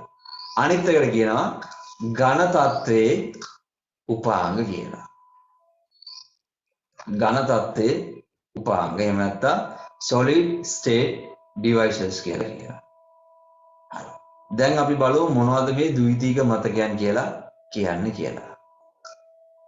අපි යමු ඕගොල්ලන්ගේ ආච්චි පොතේසට. හරි. මේකේ ලස්සනට දාලා තියෙනවා මොකද්ද මේ ද්විතීක මතකයන් කියලා කියන්නේ කියලා. බලන්න ද්විතීක මතකය. එහෙම නැත්නම් secondary memory. ද්විතීක මතකය නොහොත් ද්විතීක ආචයනය secondary storage දත්ත හා තොරතුරු ස්ථීරවම තැන්පත් කරනු ලබන උපාංග වේ. අන්න ද්විතීක මතකය නැතහොත් ද්විතීක ආචයන කියලා කියන්නේ දත්ත හා තොරතුරු ස්ථීරවම අර RAM එක වගේ తాවකාලිකව නෙමෙයි. දත්ත හා තොරතුරු ස්ථීරවම තැන්පත් කරනු ලබන උපක්‍රමය වේ කියලා දාලා තියෙනවා. මෙය බාහිර ආචයන එහෙම නැත්නම් external storage ලෙසින්ද හැඳින්වේ කියලා දාලා තියෙනවා. ඇතුළතින් පරිගණක පද්ධතියට සම්බන්ධ කරනු ලබන ආචයන උපක්‍රම මෙන්ම බාහිරින් පරිගණකයට සම්බන්ධ කළ හැකි වුවද එහා මෙහා ගෙන යා හැකි වුවද ද්විතීක ආචයන උපක්‍රම ඇත. එතකොට ආචයන උපක්‍රම ගත්තාම අපිට එහා මෙහා ගෙන යන ආචයන උපක්‍රමයක් තියෙනවා. ඒ වගේම පරිගණකයේ ඇතුලේ ගබඩා කරගෙන තියාගන්න පුළුවන් ආචයන උපක්‍රමයක් තියෙනවා. දැන් අපිට එහා මෙහා ගෙන යනවා කියලා කිව්වම අපිට මතක් වෙන්නේ පෙන් ඩ්‍රයිව් එක, එක්ස්ටර්නල් හાર્ඩ් ඩිස්ක් එක වගේ දේවල් නේ. අපි පරිගණකයේ ඇතුලේ තියෙන හાર્ඩ් ඩිස්ක් එක අපිට ගලවගෙන හැමතැනම අරන් යන්න බෑනේ. ඒක කරදරයි. ඉතින් අපි ඒ වෙනුවට අපි පාවිච්චි කරනවා එක්ස්ටර්නල් හાર્ඩ් ඩිස්ක් එකක්. එහෙම නැත්නම් මොකක් හරි පෙන් ඩ්‍රයිව් එකක් වගේ දෙයක් අපි භාවිතා කරනවා. විදුලි බලය නොමැති විට දත්ත නැකී නොයන බැවින් ද්විතීක මතකය නශ්‍ය නොවන එහෙම නැත්නම් නන් වොලටයිල් ගණයට අයත් වේ කියලා දාලා තියෙනවා. මේවා වර්ග කිහිපයකට වෙන් කළ හැකියි. අන්න විශේෂිත දේ. එතකොට ද්විතීක මතකයක් කියලා කියන්නේ සෙකන්ඩරි මෙමරි එකක් කියලා කියන්නේ දත්ත හා තොරතුරු ස්ථීරවම තැන්පත් කරනු ලබන උපක්‍රමයක් ද්විතීක මතකය කියලා අපිට හඳුන්වන්න පුළුවන්. ඉතින් අපේ නිබන්ධනය ගත්තොත් ඒ නිබන්ධනයේ ද්විතීක මතකය කියන්නේ මොකක්ද කියලා ලියාගන්න කොටසක් නැහැ. බලමු අපි.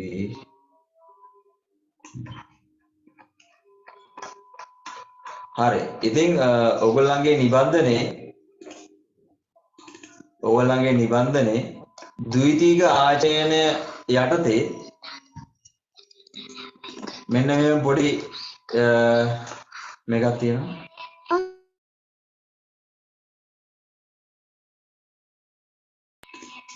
ඔයගොල්ලන්ගේ නිබන්ධනය ගත්තොත්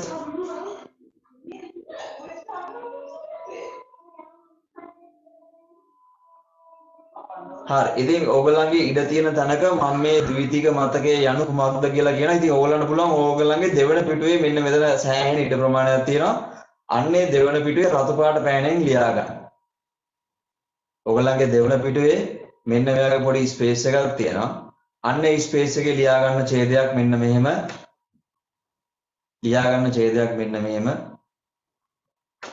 ද්විතීක මතකය යනු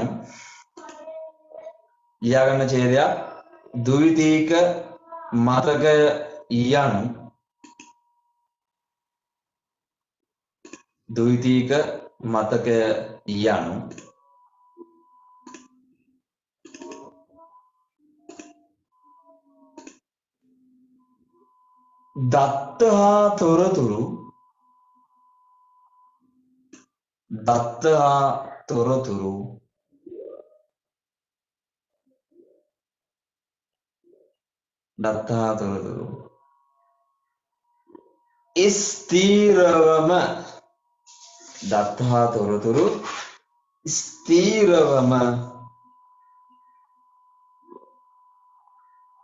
දත්ත හා තොරතුරු ස්ථීරවම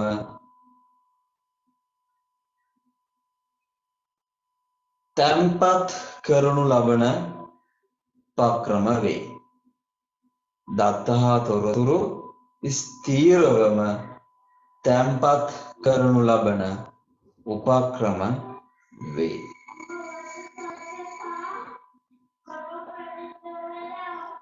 හරි එච්චරයි.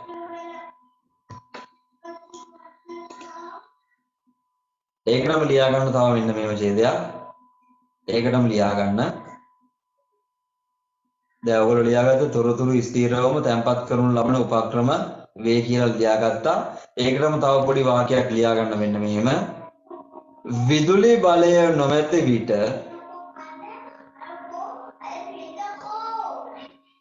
විදුලි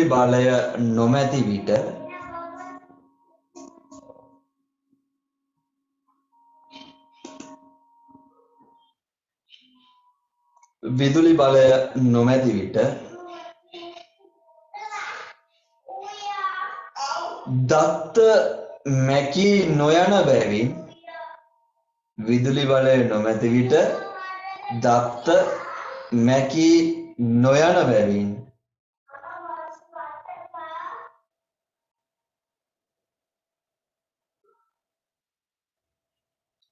විදුලි බලය නොමැති විට දත්ත මැකී නොයන බැවින් ද්විතීක මතකය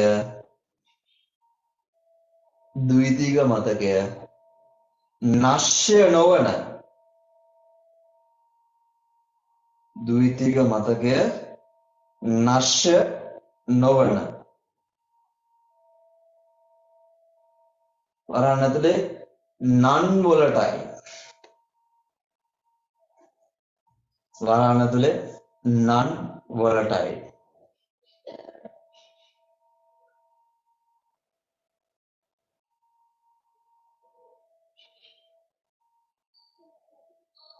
ගණයට අයත් වේ.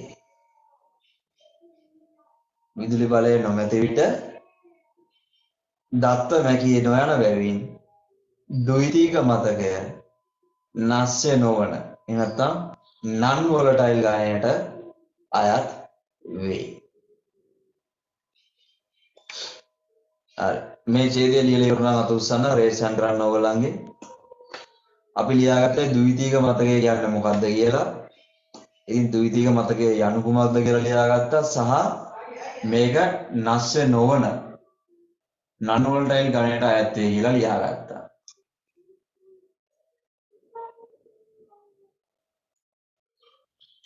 ලියාගෙන ඉවරනම් රේෂන් කරන්න.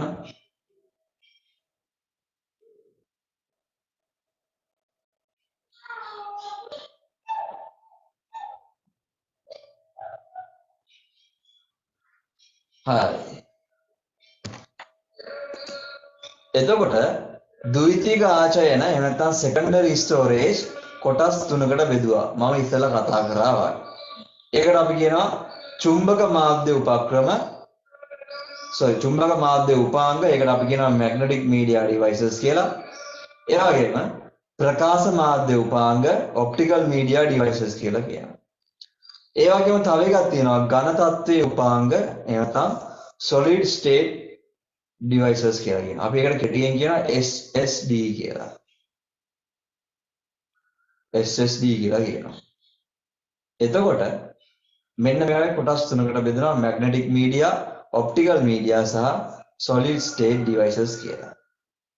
එතකොට අපි බලමු චුම්බක මාධ්‍ය උපාංග වලට උදාහරණ මොනවද කියලා. දෘඩ තැටිය, නම්‍ය තැටිය සහ චුම්බක තැටි කියන ඒවා අපිට චුම්බක මාධ්‍ය උපාංග විදියට ගන්න පුළුවන්. ඇයි මේවට චුම්බක මාධ්‍ය උපාංග කියලා කියන්නේ? මෙන්න හේතුව. චුම්බක මාධ්‍ය උපක්‍රම චුම්බක ආරෝපණයක් ඇති කිරීම තුළින් දත්ත තැන්පත් කරනු ලැබේ. අන්න මේවට අපි චුම්බක මාධ්‍ය උපක්‍රම කියලා කියන්නේ ඔයගොල්ලෝ දන්නා ද්විතීක ආචයන කියලා කියන්නේ දත්ත හා තොරතුරු ස්ථීරවම තැන්පත් කරගන්න ස්ථානයට තමයි අපි කියන්නේ ද්විතීක ආචයනය කියලා. එතකොට දත්ත හා තොරතුරු ස්ථීරවම තැන්පත් කරගනිද්දී චුම්බක ආරෝපණයක් ඇති කිරීම තුළින් තමයි දත්ත තැන්පත් කරනු ලබන්නේ මෙන්න මේ චුම්බක මාධ්‍ය උපක්‍රමවල. දත්ත තැන්පත් කරන විදි තියෙනවනේ නේද? ලේසර් කිරණ මගින් වෙන්න පුළුවන්, චුම්බක ආරෝපණයක් මගින් වෙන්න පුළුවන්, එහෙම නැත්නම් වෙන සර්කිට්ස් වල වෙන්න පුළුවන්. එතකොට චුම්බක මාධ්‍ය උපාංග කියලා කියන්නේ මේ චුම්බක මාධ්‍ය උපාංග වලට උදාහරණ තමයි දෘඩ තැටිය, නම්‍ය තැටිය සහ චුම්බක තැටිය. දැන් අපි මේවා අපි කතා කරනවා මොනවද මේ හાર્ඩ් ඩිස්ක් එක කියන්නේ, මොකද්ද මේ ෆ්ලොපි ඩිස්ක් එක කියන්නේ සහ මැග්නටික් ටේප් එක කියන්නේ මොකද්ද කියලා කතා කරනවා. එතකොට චුම්බක මාධ්‍ය උපාංගයක් ගත්තාම මේ චුම්බක මාධ්‍ය උපාංගයෙන් වෙන්නේ මෙන්න මේ උපක්‍රමවල චුම්බක ආරෝපණයක් ඇති කිරීම තුලින් තමයි දත්ත තැන්පත් කරන්නේ. එතකොට මේ චුම්බක ආරෝපණයක් ඇති කිරීමෙන් දත්ත තැන්පත් කරන නිසා අපි ඒවට කියනවා චුම්බක මාධ්‍ය උපක්‍රම කියලා. එතකොට හાર્ඩ් ඩිස්ක් එක ගත්තොත් හાર્ඩ් ඩිස්ක් එක මෙන්න මේ වගේ අපිට බලා ගන්න පුළුවන්. ඒ වගේම චුම්බක පටි එහෙම නැත්නම් මැග්නටික් ටේප් මේවා අපි දැකලා තියෙ කැසට් පීස් කියලා කියන්නේ. ඉතින් ඉස්සර කාලේ තිබ්බ මෙන්න මේ වගේ කැසට් පීස් කියලා එකක්. ඒතකොට ඉස්සර සින්දුවාන CD DVD තිබ්බේ නැහැ. ඉතින් අපි භාවිතා කරේ කැසට් පීස්. ඒතකොට කැසට් පීස් එකක් තමයි අපි දාලා සින්දුවක් අහනකොට අහන්නේ. එතකොට ඔයගොල්ලෝ මේ කැසට් පීස් දැකලා ඇති. ඒ කැසට් පීස් එක අපි මෙහෙම දිගෑරිද්දි ඒකේ දුඹුරු පාට පටියක් වගේ තියෙනවා. එතකොට මෙන්න මේකට අපි කියනවා චුම්බක පටිය. එහෙම නැත්නම් මැග්නටික් ටේප් එක කියලා කියනවා. එතකොට මෙන්න මේ චුම්බක පටිය. එහෙම නැත්නම් මෙන්න මේ මැග්නටික් ටේප් එකේ තමයි මේ සින්දුව තැම්පත් වෙන්නේ. හරි. ඉතින් මම මෙන්න මේවල සමීප ඡායාරූප ටිකක් පෙන්වන්නම් ඕගලන්ට. මොකද්ද හાર્ඩ් ඩිස්ක් එක කියන්නේ කියලා. ඉතින් හાર્ඩ් ඩිස්ක් එක කියන්නේ කියලා ඕගොල්ලෝ දන්නවා මොකද්ද කියලා. ඒ වුණාට මම පොඩ්ඩක් ආයෙ පෙන්වන්නම්. හાર્ඩ් ඩිස්ක් එකක් ඒ වගේම චුම්බක පටි කියන්නේ මොනවද? සහ ෆ්ලොපි ඩිස්ක් සුනාමි තඩි කියන්නේ මොනවද කියලා. හරි. ඉතින් මම ඡායාරූප ටික ගත්තා. මම මේවා ටික ඕගොල්ලන්ට ෂෙයා කරන්නම්. හරි. මේ තියෙන්නේ හાર્ඩ් ඩිස්ක් එකක ඡායාරූපයක්. ඉතින් ඔයගොල්ලෝ හැමෝම දන්නවා පරිගණකයක් ගැලවුවෙන් පස්සේ මෙන්න මේ හાર્ඩ් ඩිස්ක් කියන කොටස ඉතාමත් වැදගත් කොටසක්. මෙන්න මේ කොටසේ තමයි අපි තැම්පත් කරන දත්ත සහ තොරතුරු සියල්ල ස්ථීරව තැම්පත් වෙලා තියෙන්නේ. එතකොට දත්ත හා තොරතුරු ස්ථීරවම තැම්පත් වෙලා තියෙන නිසා අපි මෙයාට කියනවා ද්විතීයික ආචයනයක් කියලා. එහෙම නැත්නම් සෙකන්ඩරි ස්ටෝරේජ් එකක් කියලා කියනවා. එතකොට ඔයගොල්ලන්ට පේනවා මෙන්න මේක සම්බන්ධ වෙලා තියෙන ඇන 6කින්. යට හරිය කළු පාටයි උඩ හරිය නිකන් ඇලුමිනියම් පාට. එහෙම නැත්නම් අලු පාටින් වගේ තමයි තියෙන්නේ. එතකොට මෙන්න මේකේ පියන ගලවන්න පුළුවන් මෙන්න මේ ඇන 6 ගැලවුවයින් පස්සේ. එතකොට මෙන්න මේ ඇන 6 ගැලවුවයින් පස්සේ ඇතුළත පෙනුම අපිට මෙන්න මේ විදිහට බලා ගන්න පුළුවන්. හાર્ඩ් ඩිස්ක් එකේ ඇතුළත. එතකොට හાર્ඩ් ඩිස්ක් එකේ කොටස් ටික අපි තව සුළු මොහොතකින් කතා කරනවා හાર્ඩ් ඩිස්ක් එකේ කොටස් මොනවද කියලා. එතකොට මේ අර මම ඉස්සෙල්ලා කිව්ව තැටිය ගැලවුවයින් පස්සේ මෙන්න මේ රවුමක් වගේ CD එකක් තියෙනවා. එතකොට මෙන්න මේ කොටසේ තමයි අර අපි තැම්පත් කරන දත්ත සහ තොරතුරු රැඳෙන්නේ නේ. අපි තැම්පත් කරන ලියුම්, ලිපි ලේඛන, ඒ වගේම අපි සින්දු දානවා නම්, ඒ වගේම අපේ වීඩියෝස් අපි දානවා නම්, අපේ ෆොටෝස් දානවා නම් අපි සියල්ලක්ම තැම්පත් වෙන්නේ මෙන්න මේ චුම්බක තැටිය උඩ. එතකොට මේක චුම්බක මාධ්‍යයක් කියලා කියන්නේ අපි ඇතුළත් කරන දත්ත තැම්පත් වෙන්නේ චුම්බක ආරෝපණයක් මගින්. ඒක නිසා මේක චුම්බක මාධ්‍ය උපකරණ වලට තමයි අයත් වෙන්නේ. ඒ වගේම තව එකක් තියෙනවා. මම ඉස්සෙල්ලා ඔයගලන්ට කිව්වා වගේ සුනාමි තැටිය කියලා එකක් තියෙනවා. එතකොට සුනාමි තැටිය කියන්නේ මෙන්න මේකට. මේ තියෙන ඉස්සර කාලේ පෙන් ඩ්‍රයිවර්ස් තිබ්බේ නැහැ. නේද? පෙන් ඩ්‍රයිවර්ස් එන්න කලින් මෙන්න මේ වගේ ෆ්ලොපි ඩිස්ක් කියලා කියනවා. එතකොට මෙන්න මේ වගේ ෆ්ලොපීස් තමයි අපි පාවිච්චි කරේ දත්ත තවත් පරිගණකයකින් තවත් පරිගණකයකට එහා මෙහා ගෙන යාම සඳහා. දත්ත එක් පරිගණකයකින් තවත් පරිගණකයකට එහා මෙහා ගෙන යාම සඳහා අපි මෙන්න මේ වගේ ෆ්ලොපි ඩිස්ක් තමයි භාවිතා කරේ. එතකොට ඉස්සර පෙන් ඩ්‍රයිවර්ස් වගේ 4GB 8GB නේද? ඒ වගේ තිබ්බේ නැහැ. මෙගාබයිට් 1.44ක් වගේ තමයි තිබ්බේ. මෙගාබයිට් ඉතින් ඒ වගේ තියෙන මෙගාබයිට් 1.44 2GB ඒ වගේ ෆ්ලොපි ඩිස්ක් එකක් තිබ්බා. නැත්නම් නැහැ. නමුත් වැඩි හරියක්ම තිබ්බේ 1.44 මෙගාබයිට් ධාරිතාවලින් යුත් ෆ්ලොපි ඩිස්ක් එකක්.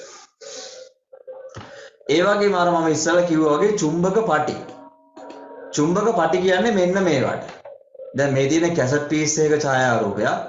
එතකොට මේ කැසට් පීස් එකේ ඕගලන්ට පේනවා යම්කිසි දුඹුරු පාට පටියක් මෙන්න මේ රවුම් දෙකේ ඉතිලා තියෙනවා. එතකොට කැසට් පීස් වල තියෙන සින්දුනේ මම කිව්වනේ කැසට් පීස් වල තියෙන සින්දු. එතකොට මේකේ A සහ B කියලා දෙපැත්තක් තිබ්බා. A පැත්තේ සින්දු වෙනම තියෙනවා B පැත්තේ සින්දු වෙනම තියෙනවා. එතකොට මේ තියෙන්නේ B පැත්ත. ඉතින් අන්නේ වගේ දෙපැත්තක් තිබ්බා. එතකොට සින්දුවේ එක පැත්තක් අහලා ඉවරනයින් පස්සේ දැන් හිතන්නකෝ A සයිඩ් එකේ සින්දු ටික අහනවා කියලා. එතකොට A සයිඩ් එකේ සින්දු ටික ඇහුවට පස්සේ කැසට් පීස් එක අරගෙන ආයෙත් පැත්ත මාරු කරලා දානවා. දැම්මට පස්සේ තමයි B පැත්තේ සින්දු ටික අපිට අහන්න පුළුවන්. එතකොට මෙන්න මේකේ චුම්බක පටියක් තියෙනවා දුඹුරු පාටින් හුළු චුම්බක පටියක්. එතකොට මෙන්න මේ චුම්බක පටිය තමයි ඒ ගායකයා හෝ ගායිකාව කියන සින්දුව තැම්පත් වෙන්නේ මෙන්න මේ චුම්බක පටිවල. ඉතින් සාමාන්‍යයෙන් සින්දු 15ක් විතර දාන්න පුළුවන්. මට මතක විදිහට 15ක් 20ක් වගේ දාන්න පුළුවන්. හරි. ඒත් එක්කම එතකොට මේ සින්දු විතරයිනේ. එතකොට ඒ කාලේ DVD තිබ්බේ නැහැ. DVD තිබ්බා එන්න කලින්. එතකොට DVD එන්න කලින් මෙන්න මේ වගේ ඩෙක් පීස් එකක් තමයි අපි භාවිතා කරන්නේ. එතකොට මේ ඩෙක් පීස් එකේ අර ඉස්සෙල්ලා කිව්වා වගේ චුම්බක පටියක් අපිට බලා ගන්න හැකියාවක් තියෙනවා. මේ දිනේ චුම්බක පටියේ සමීප ඡායාරූපයක්. එතකොට මේ චුම්බක පටිය තමයි මොකක් හරි චිත්‍රපටයක් හරි මොකක් හරි පොඩි ළමයෙක්ගේ කොන්සර්ට් එකක් හරි රෙකෝඩ් කරලා දෙන්නේ මෙන්න මේ වගේ කැසට් මේ ඩෙක් පීස් එක. ඉතින් මේකට අපි කියනවා ඩෙක් පීස් එකක් කියලා විවාහයේදී. එතකොට මෙන්න මේ ඩෙක් පීස් එකට තමයි ඩෙක් පීස් එකේ තියෙන මෙන්න මේ වගේ චුම්බක පටියක්. එතකොට ඒකේ දැන් හිතන්න පොඩි ළමයෙක්ගේ වීඩියෝ එකක් කොන්සර්ට් එකක වීඩියෝ එකක් ඉස්සර කාලේ කොන්සර්ට් වල වීඩියෝ අපිට ඩෙක් පීස් වල තමයි දාලා දුන්නේ. දැන් දෙන්නේ DVD වලනේ DVD එක රයිට් කරලා දෙනවා. දැන් ඉස්සර කාලේ කොන්සර්ට් එකක් ගත්තාම ඉතින් සමහරක් වෙලාවට DVD මේ වගේ ඩෙක් පීස් එකක් ගන්න වත්කමක් නැති කට්ටියකුත් හිටියා. එතකොට මේ හැමෝටම හම්බෙන්නේ නැහැ එතකොට. එක්කෙනාට හෝ දෙන්නටයි තමයි හම්බෙන්නේ. එතකොට මේ ඩෙක් පීස් එක අපේ කොන්සර්ට් එක අපිට නැවත බලා ගන්න ඕන නම් මෙන්න මේ වගේ ඩෙක් පීස් එක තමයි ඒ කොන්සර්ට් එක රෙකෝඩ් කරලා අපිට නැවත බලා ගැනීම කරන්න තිබ්බේ ඉස්සර කාලේ. එතකොට මේකෙත් අර මම ඉස්සෙල්ලා කිව්වා වගේ චුම්බක පටියක් තියෙන්නේ. නමුත් අර කැසට් පීස් එකේ තියෙන චුම්බක පටියට වඩා පොඩ්ඩක් මහත චුම්බක පටියක් මේකේ තියෙන්නේ. හරි. ඉතින් මෙන්න මේ වගේ චුම්බක මාධ්‍ය උපක්‍රම ටික ඔයගලන්ට හඳුන්වන්න පුළුවන්. හරි අපි නැවතත් යනවා අපේ පාඩම වෙත. ඊට පස්සේ අපි බලමු මොනවද මේ ප්‍රකාශ මාධ්‍ය කියලා කියන්නේ කියලා. එහෙම නැත්නම් ඔප්ටිකල් මීඩියා ඩිවයිසස් කියන්නේ මොනවද කියලා බලමු. මේ බලන්න. දත්ත අංකිත ලෙස තැටිවල ගබඩා කර ඇති අතර ලේසර් කිරණ මගින් දත්ත කියවීම හා ලිවීම සිදු කරන බැවින් ප්‍රකාශ මාධ්‍ය ලෙස හැඳින්වේ කියලා දාලා තියෙනවා. එතකොට අර අපි භාවිතා කරන CD, DVD, Blu-ray, තැටි, Blu-ray disc වගේ දේවල් අපිට ගන්න පුළුවන් optical media device ගණයට. එතකොට මෙන්න මේ වගේ තැටියක් ගත්තාම CD තැටියක් හෝ DVD එකක් හෝ Blu-ray disc එකක් හෝ ගත්තාම ඒවා වල දත්ත අංකිත ක්‍රමයට තමයි ගබඩා වෙන්නේ. අංකිත ක්‍රමය කියන්නේ බිංදුව එක ආකාරයට. එතකොට අංකිත ක්‍රමයක ගබඩා වෙන්නේ. එතකොට ඒවා ගබඩා වෙන්නේ ලේසර් කිරණ මගින්. ලේසර් කිරණයක් මගින් තමයි ඒවා ගබඩා වෙන්නේ. එතකොට ඒක නිසා අපි ඒකට කියනවා ප්‍රකාශ මාධ්‍ය එහෙම නැත්නම් optical media devices කියලා. ඉතින් අපි මේ සම්බන්ධයෙන් කතා කරනවා CD එකක් ගත්තාම මේ CD එකට වෙනම capacity එකක් තියෙනවා. නේ? ඒ වගේම DVD එකක් ගත්තාම මේ DVD එකට වෙනම capacity එකක් තියෙනවා.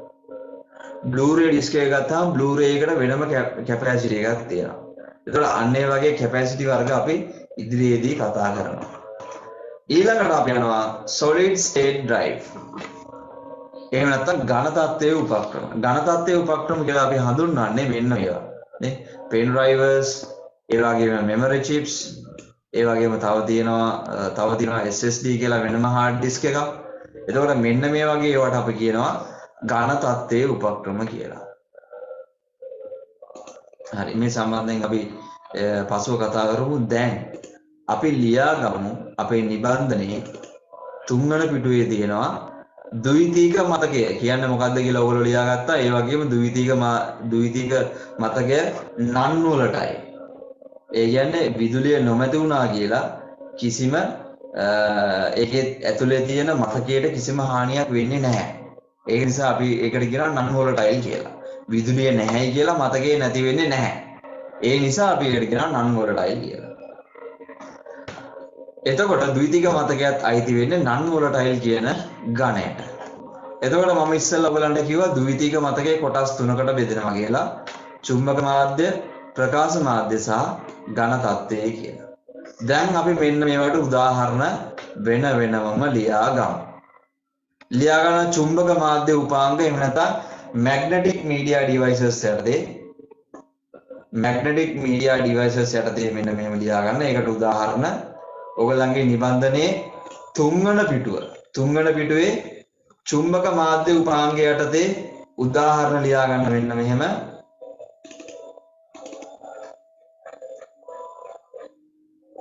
දෘඩ තැටිය, hard disk,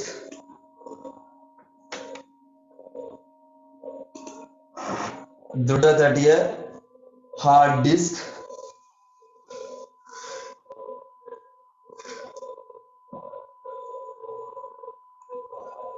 දෘඩ තැටිය hard disk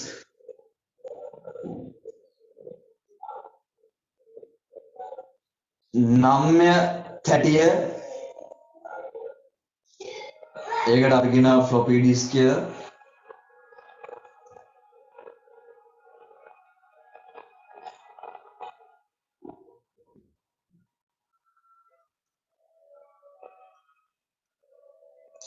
නම්‍ය තැටිය ඒකට අපි කියනවා floppy disk කියලා ඊළඟට චුම්බක තැටි එනතම් magnetic tapes කියලා කියනවා චුම්බක පටි කියලා දාගත්තා නම් හරිය චුම්බක තැටිය නෙමෙයි චුම්බක පටි කියලා දාගත්තා නම් හරිය චුම්බක පටිය magnetic tape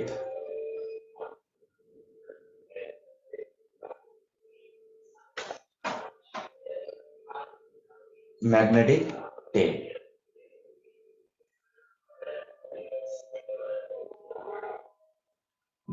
ඊළඟට ප්‍රකාශ මාධ්‍ය උපාංග එහෙම නැත්නම් ඔප්ටිකල් මීඩියා ඩිවයිස් එකට ලියා ගන්න සංයුක්ත තැටි එහෙම නැත්නම් CD DVD Blu-ray ඔන්න සිංහල තේරුම් ටිකක් ලියාගත්තට ප්‍රශ්නයක් නැහැ සංයුක්ත තැටි CD සංඛ්‍යාංක බහුවිධ තැටි DVD Blu-ray තැටි එහෙම නැත්නම් සිංහලුත් කියන එකට Blu-ray තැටි කියලා.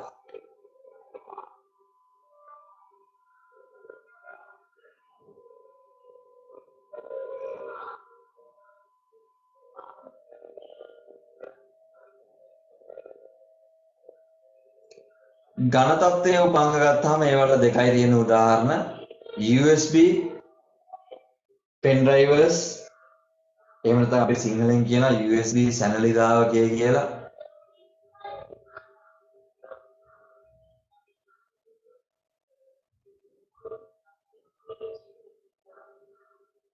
ඒ වගේම මතක කාඩ් මෙමරි කාඩ්ස් කියලා තියෙන අපේ ජංගම දුරකථන වල අපි තියෙන මෙමරි කාඩ්ස් කියලා. එතකොට මෙමරි කාඩ් එකත් අයිති වෙන්නේ solid state devices වලට.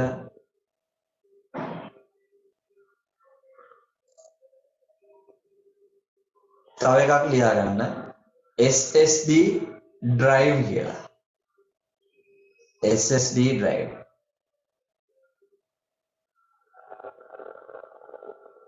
SSD drive. එතකොට මෙන්න මේ වගේ ද්විතීක ආචරණ කොටස් තුනයි ඒ කොටස් තුනට අදාළ අපි උදාහරණ සහිතව පැහැදිලි කරගත්තා.